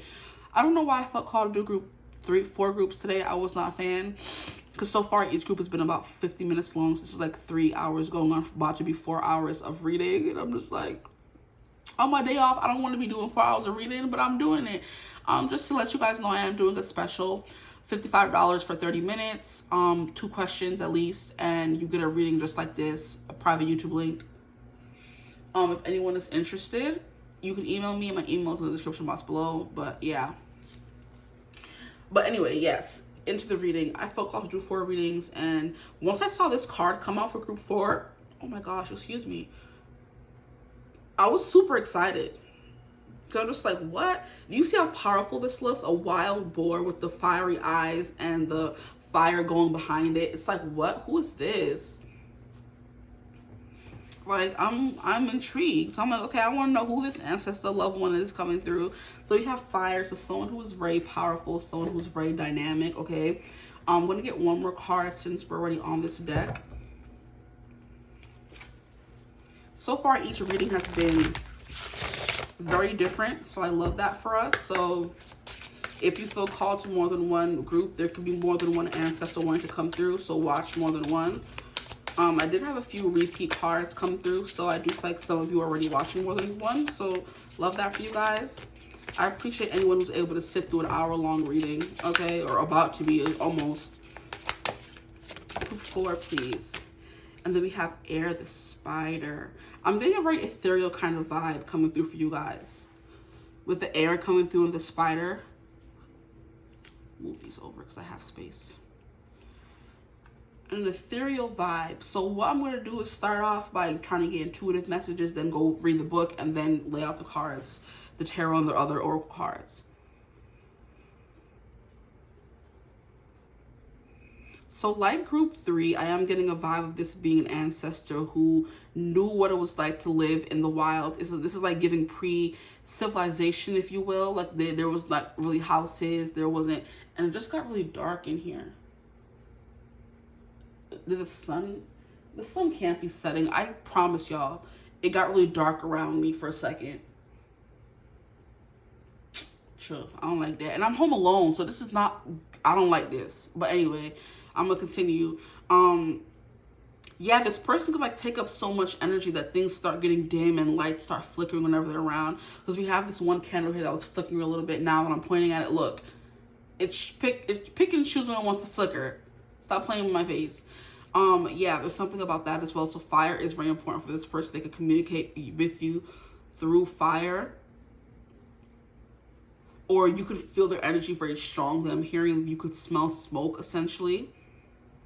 But I am thinking this like a teacher of sorts, because the spider here is giving me Charlotte's Web and how Charlotte helped Wilbur Yo, stop playing. How Charlotte helped Wilbur not get killed because he was a smart pig, so you couldn't kill a smart pig. Wow, this is crazy. I just realized that we have Charlotte's Web, then we have a boar, pig, whatever. They're cousins. They're related, okay? And it's giving Charlotte's Web. And if you don't know the book Charlotte's Web, I want to recommend you read it because it is kind of sad. Okay, they had us reading in elementary school, which is rude to me, in my opinion. But it's basically a story about a pig and a little girl. I think her name was Wren or something like that, or Fern, something. And basically how she had her favorite pig in the farm she lived on. And I think she had just finally realized what happened to the pigs when on the farm. Like, they get slaughtered and made for food, or they get sold to be slaughtered in that kind of way. So they're raising the pigs and getting emotionally attached to them, the kids anyway, just for their parents to be selling the poor pigs off to whoever. And I'm like, So Fern or Wren was like, nah, not on my watch. So she had to find out ways to make them not kill Wilbur or sell him off at the fair or something like that. And then here comes Charlotte, like, writing words in her web to make them think that he was smart. And I'm like, now that I'm thinking about it, it don't make no sense. Because how did grown ass people think that this pig was writing words in a web, and pigs and webs have no correlation to each other? Like, huh? Like, it's not making any sense to me. Like, I'm like, and it just got dark again. Yeah, I don't know. There's something here about lights in this person. Lights flickering. Because it keeps getting dark for a second and then getting light again. So I don't know if someone's here. Welcome. Don't hurt me. Thank you. I'm done. Okay. How these grown people were thinking that he was writing those words in the damn web. Like, y'all too grown for that, first of all. But anyway, that's the story. She was basically writing a word in his thing every day, and they thought he was a smart pig. They took him to the fair and did the same thing, and he didn't die, or they didn't slaughter him because he was too smart for that. Something like that, if I'm remembering correctly. I'm pretty sure I am, but I could be missing a few pieces. I don't remember that well. It was all the way in like elementary school that made us read that book and then watch the movie with Dakota Fanning. So anyway, yeah, there's a correlation here. There's something here about artistic abilities, but I do remember always about the spider. They always give spider 8. So it's about abundance and creativity as well. So spiders are very creative. The fact that each web they make is not the same. They're never the same. Something I feel like I've read somewhere before. But we have pens, colored pencils. We have paintbrushes. We have yarn. Here we have whatever this is, something needles. Oh, they could be, yeah, knitting this blanket. So yeah, knitting, and there's something here about creative abilities. Now this person's coming through to tell you, because we have passion and fire, and then we have air, which is not always like passion, but I do feel like the wands in the tarot represent creativity. And then we have fire, and then the wands coming through. So there's something here about that. Maybe this person, you channel this person when you're doing creative things, or this person is the one who's giving you your creative ideas, okay? This ancestor, passed on loved one, they inspire you in that kind of way. Exactly. Inspiration is something coming through. Now, wild boars, I don't know much about them, so I'm about to go to the book for a second. But I do know spiders, intelligent, creative, scary. The way this wild boar is scary with their fiery eyes, like I said, it's giving like a very ethereal kind of person. Like, it may not have been a physical person, if that makes sense. It could be more so like a spirit guide or an angel or something like that coming through. Supernatural. Because ancestors were once human, right? Or there's just supernatural occurrences that happen in your life very often, and that is because of this person, this ancestor, or passed on loved one. So when really creepy or freaky things happen, like things fall, or you hear certain things, or things like that, or you have weird dreams, or you just get inspired out of nowhere. I think this person has something to do with that. Now I'm going to read from the book to see what more they have to say about these animals. So fire is the wild boar, 71. So the boar is a wild pig, much larger and more aggressive than its domesticated descendants. In some places, the males can grow to be over 200 pounds. Most of it is pure muscle. They are fierce and competitive, and in many cultures, they are associated with the warrior spirit. Yeah, this person is giving me, like I said, they came from a place where they had to fight for everything they ever had, or they came from a time, a civilization. So some of them could be actual warriors. You know, they were warriors in, why am I hearing Wendy Wu, homecoming warrior? I am done. Maybe from the Asian cultures specifically, you know, they fought wars and stuff like that, and they're coming through to help you as well. That would be cool. Hey, they symbolize righteous anger. See, I was getting that. Like, this is a scary one, like a mean one, you know? They were like very gruff and mean in life, and they're just coming through for you because for some reason, whatever reason, you need a warrior spirit on your side fighting for you. So it's kind of like giving an ancestor who was wronged and they're still angry, and they're going to keep coming through to help fight for you as well. You know, it's something like that coming through. I was getting that with the boar. It's like giving like ominous kind of energy. So they may not be the most warm and fuzzy person whenever they show up in your, you know, energy, because that's why it keeps getting dark around me, because they're a dark energy, you know. Sure, I don't like that, but okay. Yeah, it's giving angry, mean, gruff. Like, you know, they didn't really have time for niceties or softness. Their life was very harsh, you know. I'm hearing solitary as well, so they lived on their own. But we have not fury for fury's own sake, but the kind that motivates you to fight the good fight. Yeah, this person was fighting wars and winning them. It's giving me like I said, Wendy Wu. It's funny how these movies and shows keep coming through, bro. Like Wendy Wu, Homecoming Warrior was on Disney Channel. It was basically about a girl who she was destined to fight against an evil spirit that was locked away for generations but came back to life. Just so happened to be when she was in high school.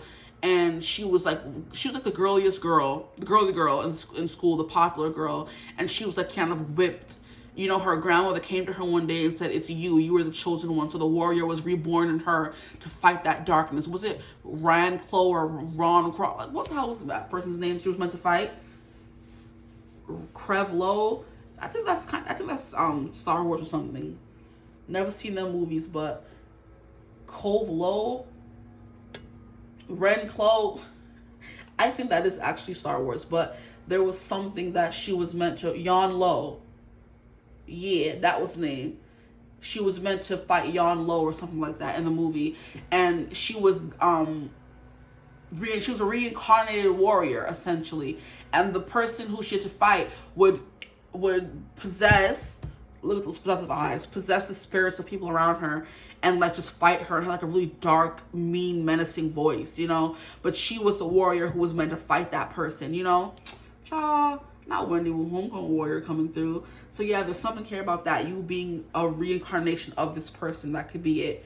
Or the same spirit that was in them was reborn within you as well. So they're not reincarnated right now, but the warrior spirit they had of fighting the good fight is reincarnated in you, if that makes sense. Now, we have divination. This card may be a sign that it is time for you to channel your anger into positive action. Don't just get mad, get moving. There are many causes that are worth fighting for, no matter how much we prefer to stay on the sidelines. You don't have to throw a punch, but you might need to step forward and stand up for whatever it is you believe in, whether it is for yourself or on the behalf of others. And that's what I'm getting. Like, you know, in time of war, we have to pick a side. You know, are you going to fight for your people? Are you going to fight for the protection of everyone around you? Or are you going to kind of, you know, fall back and be a bystander? This energy, this person's telling you, hey, step up. And they could be coming into your life now because they'll fight, you have to fight. And they want to be there helping you. They want to be lending their energy because they know what it's like to fight, okay? If that makes sense. I feel like I said fight so many times. So, message. All of us feel anger from time to time. Is your anger simply frustration with others, annoyance at unpleasant circumstances, or is it something worth putting your energy into? Only you can decide if your anger is righteous or not. Make sure you aren't putting it out into the world unless it is going to accomplish something worthwhile. So yeah, it's like if you're going to be angry for a good cause. If you want to fight somebody, at least fight for a good cause. Put that energy or expend that energy into something useful, you know? Like, if you want to be like, that's what I be saying. Like, not even I be saying, this just came to me. If these people want to be out here shooting at people, you know, innocent bystanders, civilians, why don't you go and enlist in the army or something? Have fun. Like, why don't you do that? Instead of going out there doing mass shootings and doing all type of stupidity. If you're angry at the world and you want to shoot something, go shoot the enemy. And I don't even believe in that either, because what are we fighting for? We're all here on earth trying to live, trying to exist. And we're all fighting each other, and there's wars and killing, useless killing, specifically usually over religion. And that's what I'm getting. This could be something that upset this person when they were here, which made them have to get up and fight. Because many colonizers would come to other people's religions or other people's towns and say, we believe in Christianity, you have to too. And they're like, excuse you? No. Like, and we have to fight for our right to believe in what we want to believe in? Like, let everybody live. Like, why are you someone going into someone else's territory telling them you have to believe in Christianity because I do? Are you dumb? No, I don't. And you're fighting for something worthwhile, something you believe in wholeheartedly, because religion is something you believe in wholeheartedly. Like, you know what I mean? Something along those lines. This person could have been a spiritual fighter, a spiritual warrior. They were fighting wars in the spiritual realm, you know? Or fighting wars in the name of spirit, if that makes more sense. Or just fighting wars, you know, just being a warrior, fighting against evil. But Wendy Wu was definitely fighting over that ancient evil that came through in Yan Lo, okay? And I think Rev Lo or Kylo Ren or whatever was the evil guy in Star Wars as well. But I remember that name being associated with someone who was bad. I think he was played by Adam Driver's character. But yeah.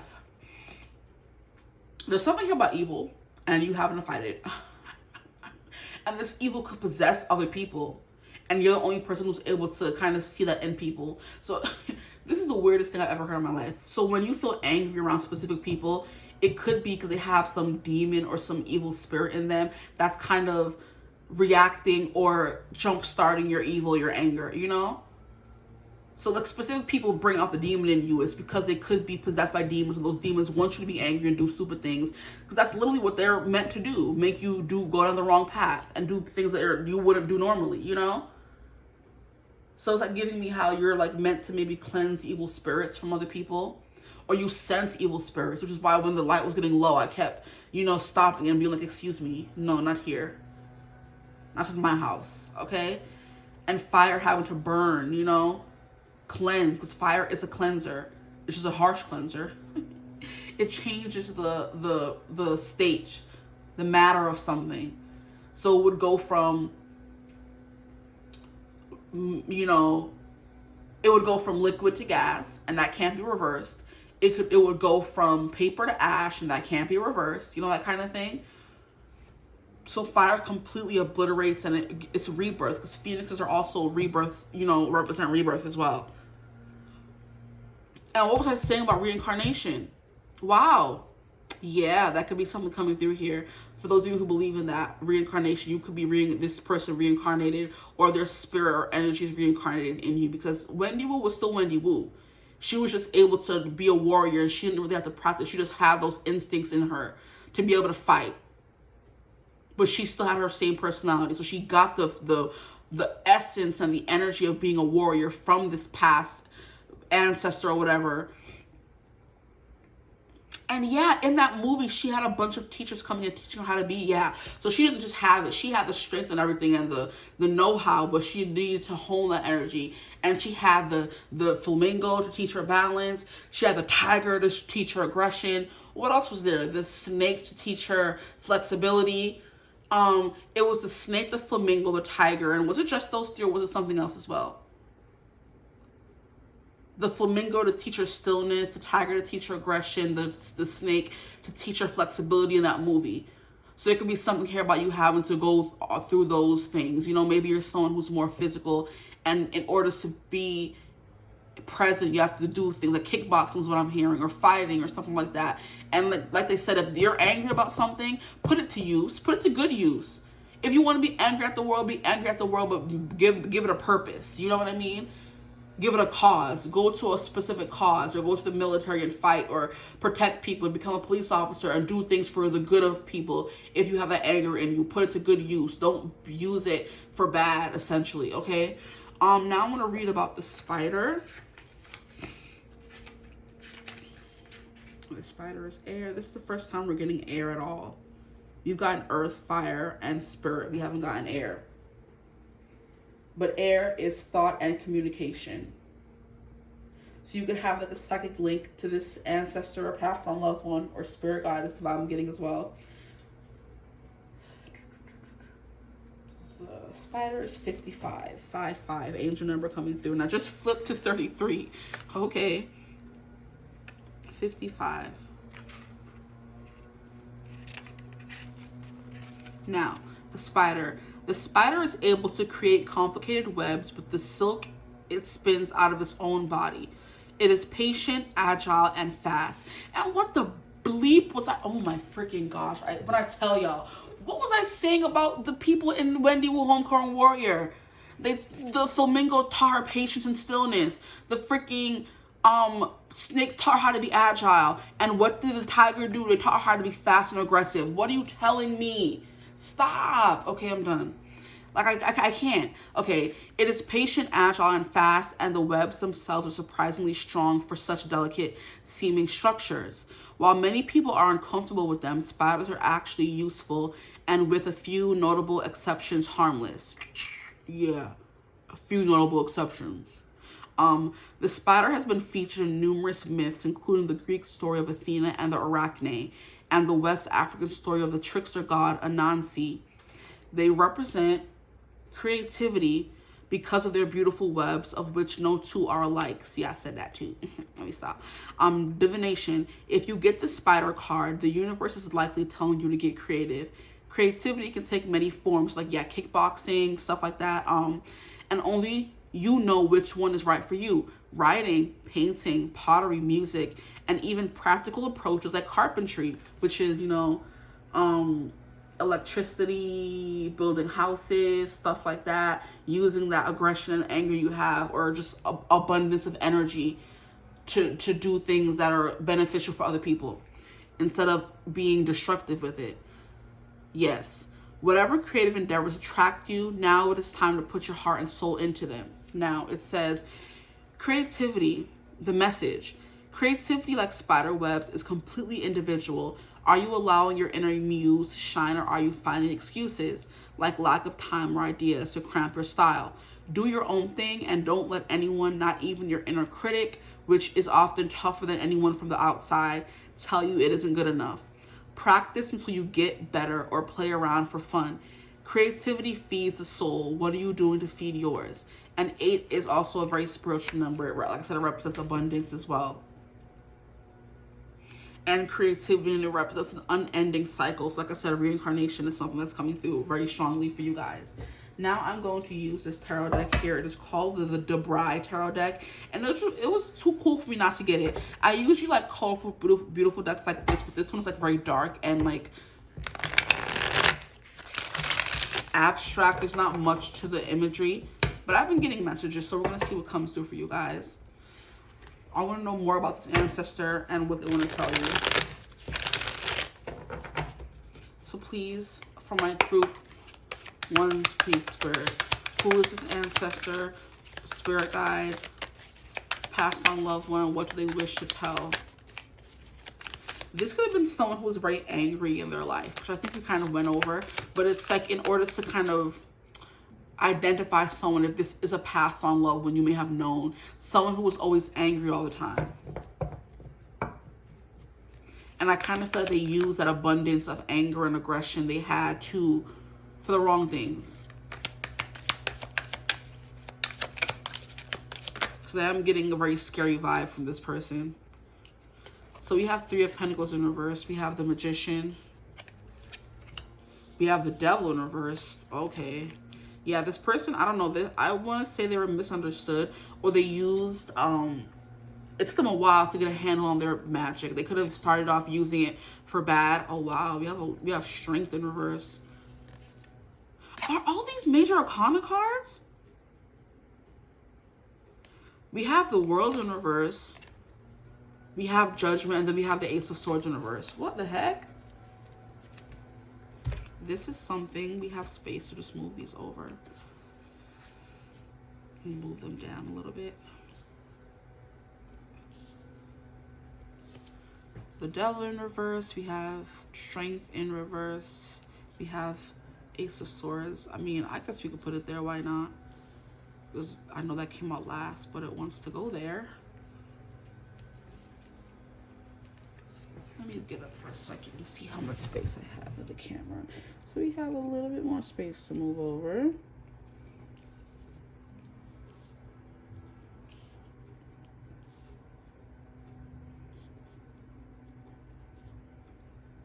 And you can still see that one, right? Yes. I don't know why my hand is itchy. This person could have been good with their hands. They were like a, what do they call it? A something smith. A blacksmith is what I'm hearing. They could have made weapons. Yeah, that's something that's come through. This person could have made weapons. And they could have made weapons for the bad, the wrong people, which is that ominous wrong energy coming through. There could have been something about them just being so angry. They used their anger for bad. Okay, I want to get more cards before I get into it. Who is this person? The Three of Spheres. Yeah, they didn't work well with others. They were very much like just the angry person who was on their own. Or didn't have many friends. Kind of, what is it called? Estranged from the family. And we have Mischief. I know I wasn't bugging. Like, I don't like to say wrong messages. And then people are like, oh my gosh, that was harsh. And I'm like, I'm going to say what comes through with y'all. I don't know what y'all want to hear. Like, I'm not here to please you and say what you want to hear. I'm here to tell you what's coming through. But yeah, there's something here scary about this person. They were very creative. Yeah, and what was that? Yes. Scary but creative. Making weapons is the perfect way to kind of embody that energy. Like, you're really good with your hands. You can make good things really well. And you're making weapons for the wrong side, you know? Or just making weapons in general isn't the best profession, I would say. Because you know those weapons are going to be used to harm someone. Whether you were making weapons for the wrong side or the good side. There's no thing as wrong side or, you know, good side. Because at the end of the day, we're using the weapons to hurt people. And these people just have different views than us, you know? Something like that, you know? But it's like making guns or selling guns. Like, you know they're going to be used for wrong, so why even have them or use them? Like, what were the people who made these weapons thinking? Yes, they were very good at making stuff. Like I said, like, blacksmith, they were making the swords and hitting. I just keep hearing someone hitting the coal, the iron, to make it into a sword, or making guns or making arrows. They were the ones who were in charge of doing that because their anger was really good at helping them. You know, when you're angry and creative, what are you going to make? Something to hurt people, right? That's the perfect way to embody this person. So like I said, they did come from a time, like a long time ago, where there was still fires, and they could have used that fire, and they were always in the fire making those swords and things like that. Yeah, but always up to no good, this person. And now their pendants could be having to kind of guide you or be there for you, or they don't want you to go down the same road as them. So they're coming to help you do some good with this anger you have. What the bleep up, man? Wrath. To do some good with this anger you have. What is going on? And we have exposed. Oh, this person could have been exposed in their life for something. And then we have communication. I'm hearing this person may have not been the best communicator, because a lot of cards were coming out in reverse. It was giving they were by themselves. They made weapons, sold them, and kind of tried not to feel guilty. They may not have felt guilty about what they knew they were doing, what these weapons would be used for, but they still did it. You know what I mean? That's the vibe that's coming through. I do think this person did grow up in like a war-torn country, or where there was a lot of always having to fight for themselves, or, you know, they did what they had to do, what they had. You know what I mean? I'm hearing, I was an employee, and Best Wheel is going to be Employee of the Month. You know what I mean? That Coco Jones thing that was going around for a little bit. She's like, yeah, you're watching Disney Channel, that kind of thing. She's like, I was an employee. And best believe I was going to be employee of the month. Like, I didn't, you would did it too for a check. You know what I mean? That's what's coming through here for you guys, and that's literally the vibe that I'm getting, where this person did what they have to do for a check, and it may have made them the bad guy. You know what I mean?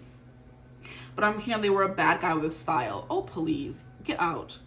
You were still a bad guy. Thank you. Talk about I was a bad guy with style. And look at how we have this Grim Reaper-esque person with the power in their hands. So yeah, this person was using their power for no good. No bueno.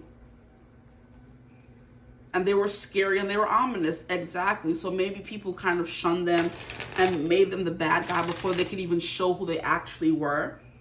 And that's what made this person so angry, because they were judged for something they had no control over, which is their looks or being extra big and broad and muscular. This person was very big and stacked. And they said the boar could grow up to at least 200 pounds of pure muscle used to ram into things.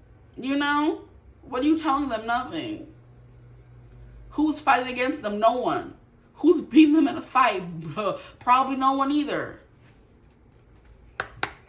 They were used for their body, their muscle, their skills, you know? And here we have breath work. Yeah, this person had a hard time calming down. They were just always angry all the time. This person could have potentially been in the military. I'm hearing the Vietnamese War. They were a veteran, I want to say, but they could have been the Vietnamese War specifically.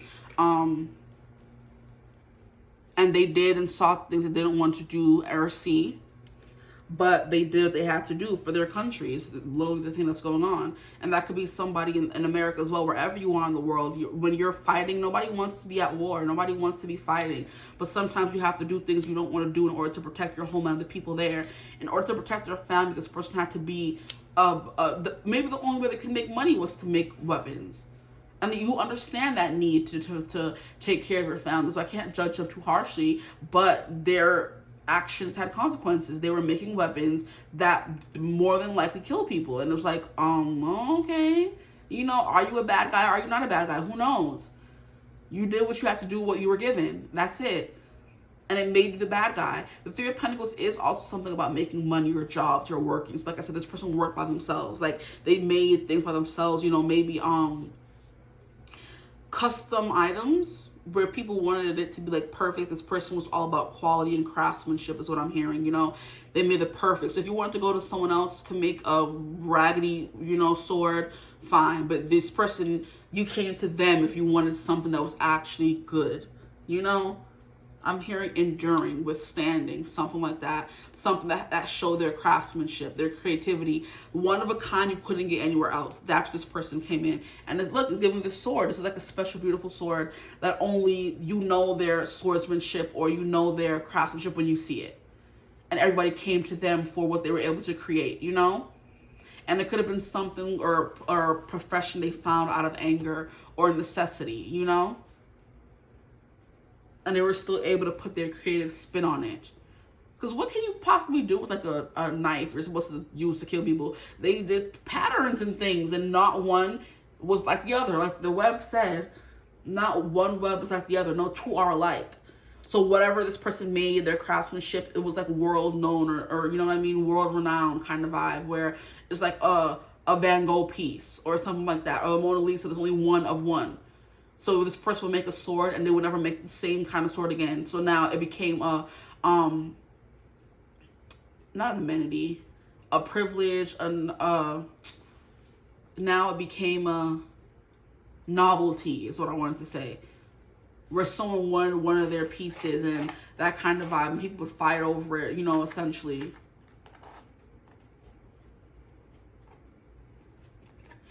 But we have mischief, wrath, expose, and communication. And we have, wow, we have communication coming out right under the Ace of Swords. I know it's not a coincidence. Yeah. There's something with them having communication issues. Or maybe I'm hearing Boy Who Cried Wolf. Maybe this person was always like, the English are coming, or help me, I'm being eaten. They're wolf, they're gonna eat me.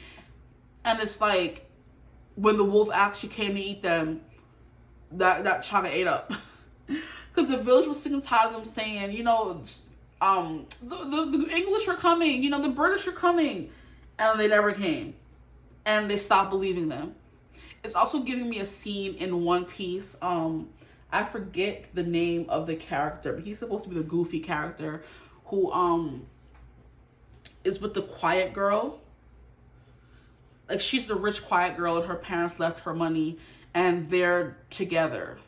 I can't remember his name right now, but essentially in the I know of him from the live action, okay? And he lived on the island where he was always telling people the pirates are coming, the pirates are coming. And when the pirates actually came, nobody believes him. And I do believe a lot of people like died or his family died when he actually did say the pirates were coming and they decimated his whole village. And like now the village is like poor. He's poor. Nobody believes him. He's like a street rat because he don't like Aladdin essentially because he has no parents to take care of him because his parents were killed by pirates. And he was saying it so much no one believed him when they actually came. That's what I'm getting here.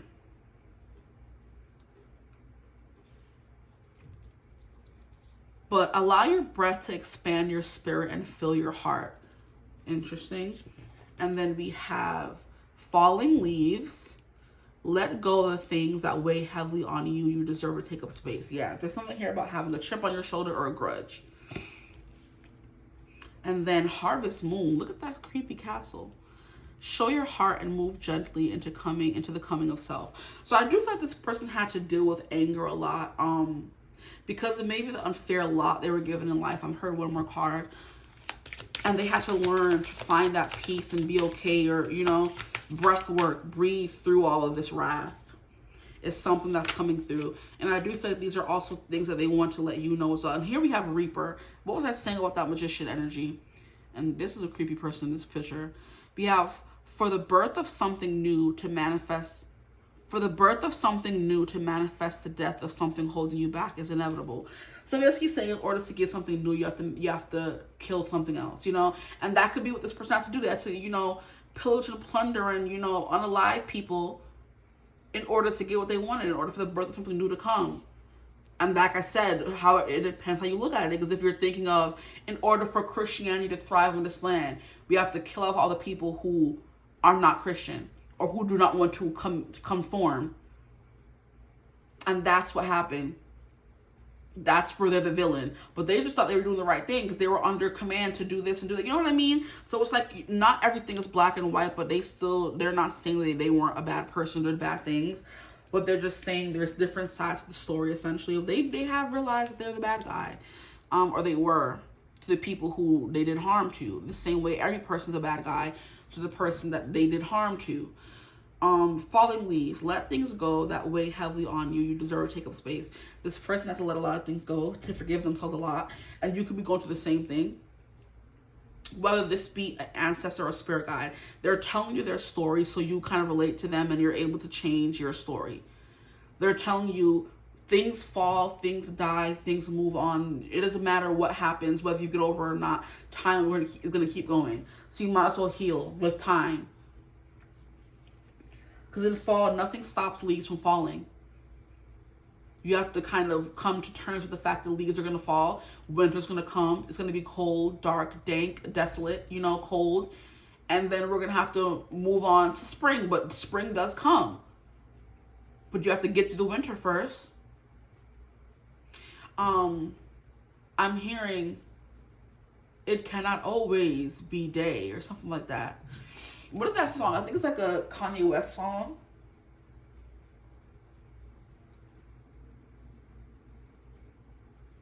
It's like it cannot always be night. Something. You have to get to the day. Why is it not coming through?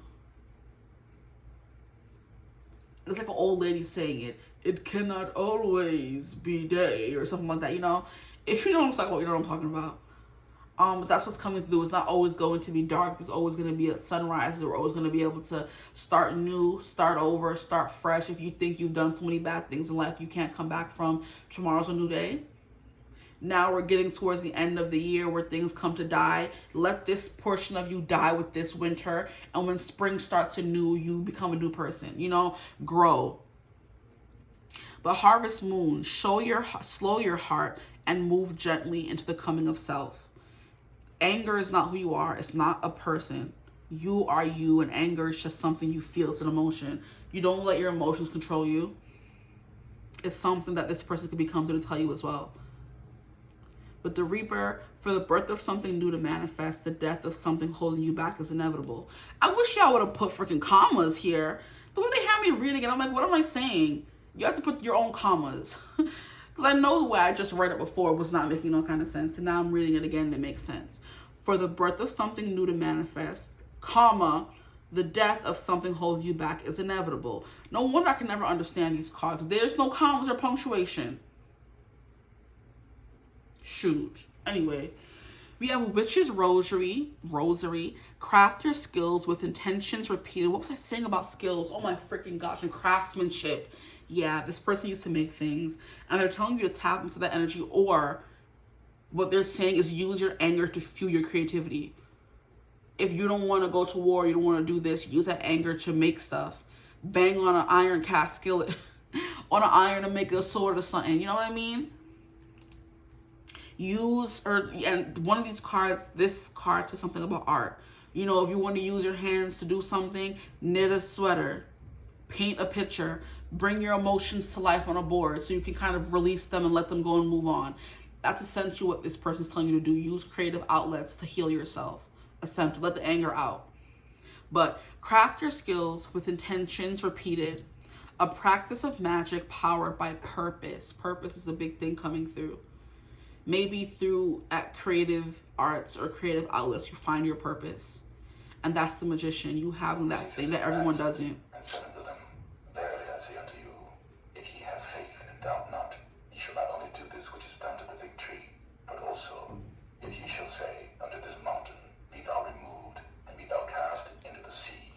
Okay, I'm not waiting for him to be done, I'm sorry. Just please, sure, this clock is pissing me off. I wish they wouldn't have put it up. I'm ready to, for it to accidentally fall, child. Because please, anyway. What was I saying? Yeah, there's something here about purpose and power. Using that spirit inside of you for purpose, to not give up, to kind of push your creative pursuits. The Devil in reverse is definitely giving me an energy of releasing those things that keep you trapped, that keep you beholden to them. Maybe it could be a person, it could be emotions, it could be a situation, a family member. Like your family did you wrong and you're carrying around that anger with you. And it's like it's not helping you at all. It's time for you to let it go. It's keeping you trapped. It's keeping you limited. It's holding you back. That's what it's doing. It's not giving you the freedom you deserve. And you being angry at the world is not going to help you or heal you. It's not going to heal you. We have strength in reverse. Yeah, because it's kind of that inner strength is necessary. Not even the outer strength. Maybe you're someone who thrives with outer strength of fighting or, you know, beating people up because you're strong, but it's the inner strength you need to cultivate. That's what it is. Being of strong mind, body, and spirit is definitely what I'm saying. You need all three, not just one. So going on a spiritual journey, Ace of Swords is definitely something here that you don't know, something you need to learn with the communication. Maybe you need to speak about the things that happened to you. Maybe you have anger from your childhood and you have to speak to someone about that. Or like I said, release those pains, that pain through a painting that may make you money. And now you found your purpose. You went through all this pain and anger to find your purpose, to release it all in a song, release it all out on the board, release it all on this canvas. I'm like, what I'm trying to say? You know? Leave it all out on the stage and go home at peace. That's how you fuel, that's how you kind of siphon your anger into healing. Now, wool. You are woven with an embrace, protected, loved, and the familiarity of finally being home.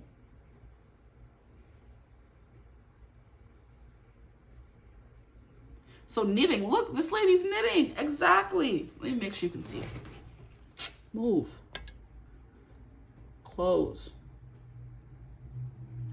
This lady is literally knitting. There's something here about that creative outlets that's coming through very heavily. Creative outlets that help you find your purpose or help you find your knowledge, your wisdom. Because we have this owl here. We have something or someone overlooking you. So maybe owls are important for this person. Or this is how they communicate with you or how they watch over you.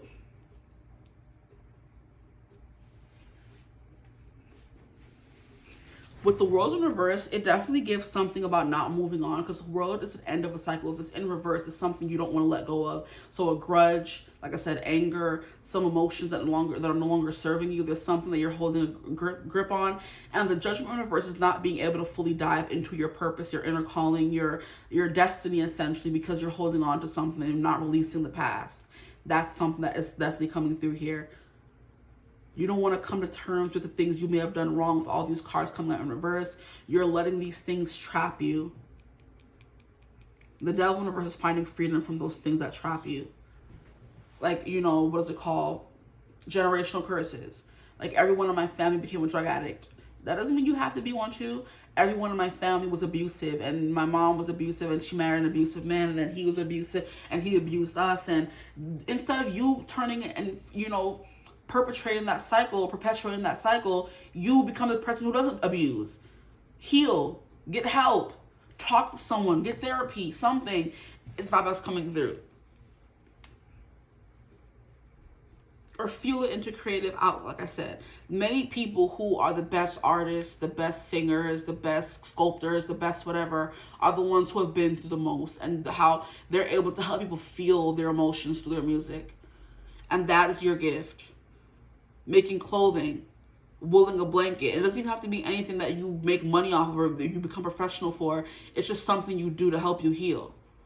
That could be something you guys do. You knit, you sew, you crochet, stuff like that. You sing, you write, you dance, you make weapons. You know what I mean? I don't know, maybe go to archery class or go to one of those places where you're able to. Sorry if you hear me rubbing my nose. My nose has been acting up.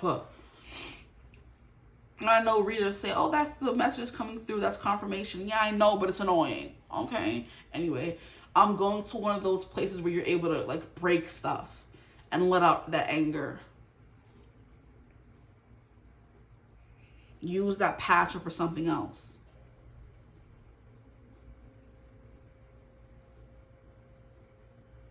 Because this anger isn't who you really are. It's you're someone else, and you have to just figure out who that person is. So I'm hearing the ages 14 could be important. The ages 20 could be important. 32. Maybe something happened when you were 14, 20, 32, 43, 44. Something happened when you were at 4, 9, 17, 54, 31. It doesn't matter, 8 or 7. Something happened when you were a child that kind of perpetuated this anger. Something happened when you were 14. Something happened when you were 20, 23. You know what I mean? That kind of energy is coming through. Only take it for resonance. I just felt called to say it. So that could be something that will resonate for someone.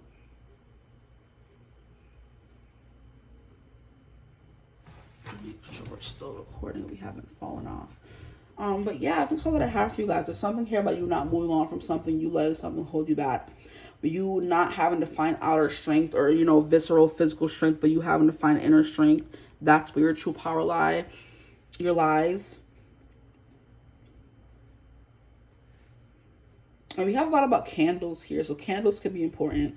And what was I saying earlier about the flickering of the candle and how the lights went low and fire is important. So yeah, connect with fire. Light candles, you know what I mean? Make candles. You could make candles. Start making candles. And that's something that's important for you.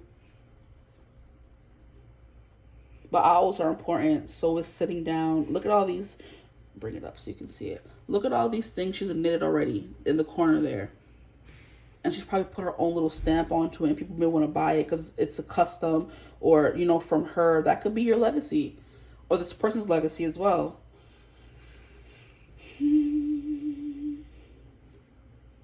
But yeah, let go of the things that weigh heavily on you. Just let it go. That could be something coming through as well. Just let it go. Okay, that's all that I have for you guys, though. I hope this reading resonated. If it did, feel free to like, comment, and subscribe. Join the tribe. We'd love to have you. If you would ever like to book a personal reading with me, you could always get in contact with me. Use my email in the description box below. And I'm still having that $55 special, $55, 30 minutes, up to 2 questions. You'll get a reading just like this one, but with a private YouTube link. And yeah, so hit me up if you're interested. But I hope you're having a beautiful, wonderful day whenever you're watching the screen. As always, I will see you gorgeous people in the next one. Bye.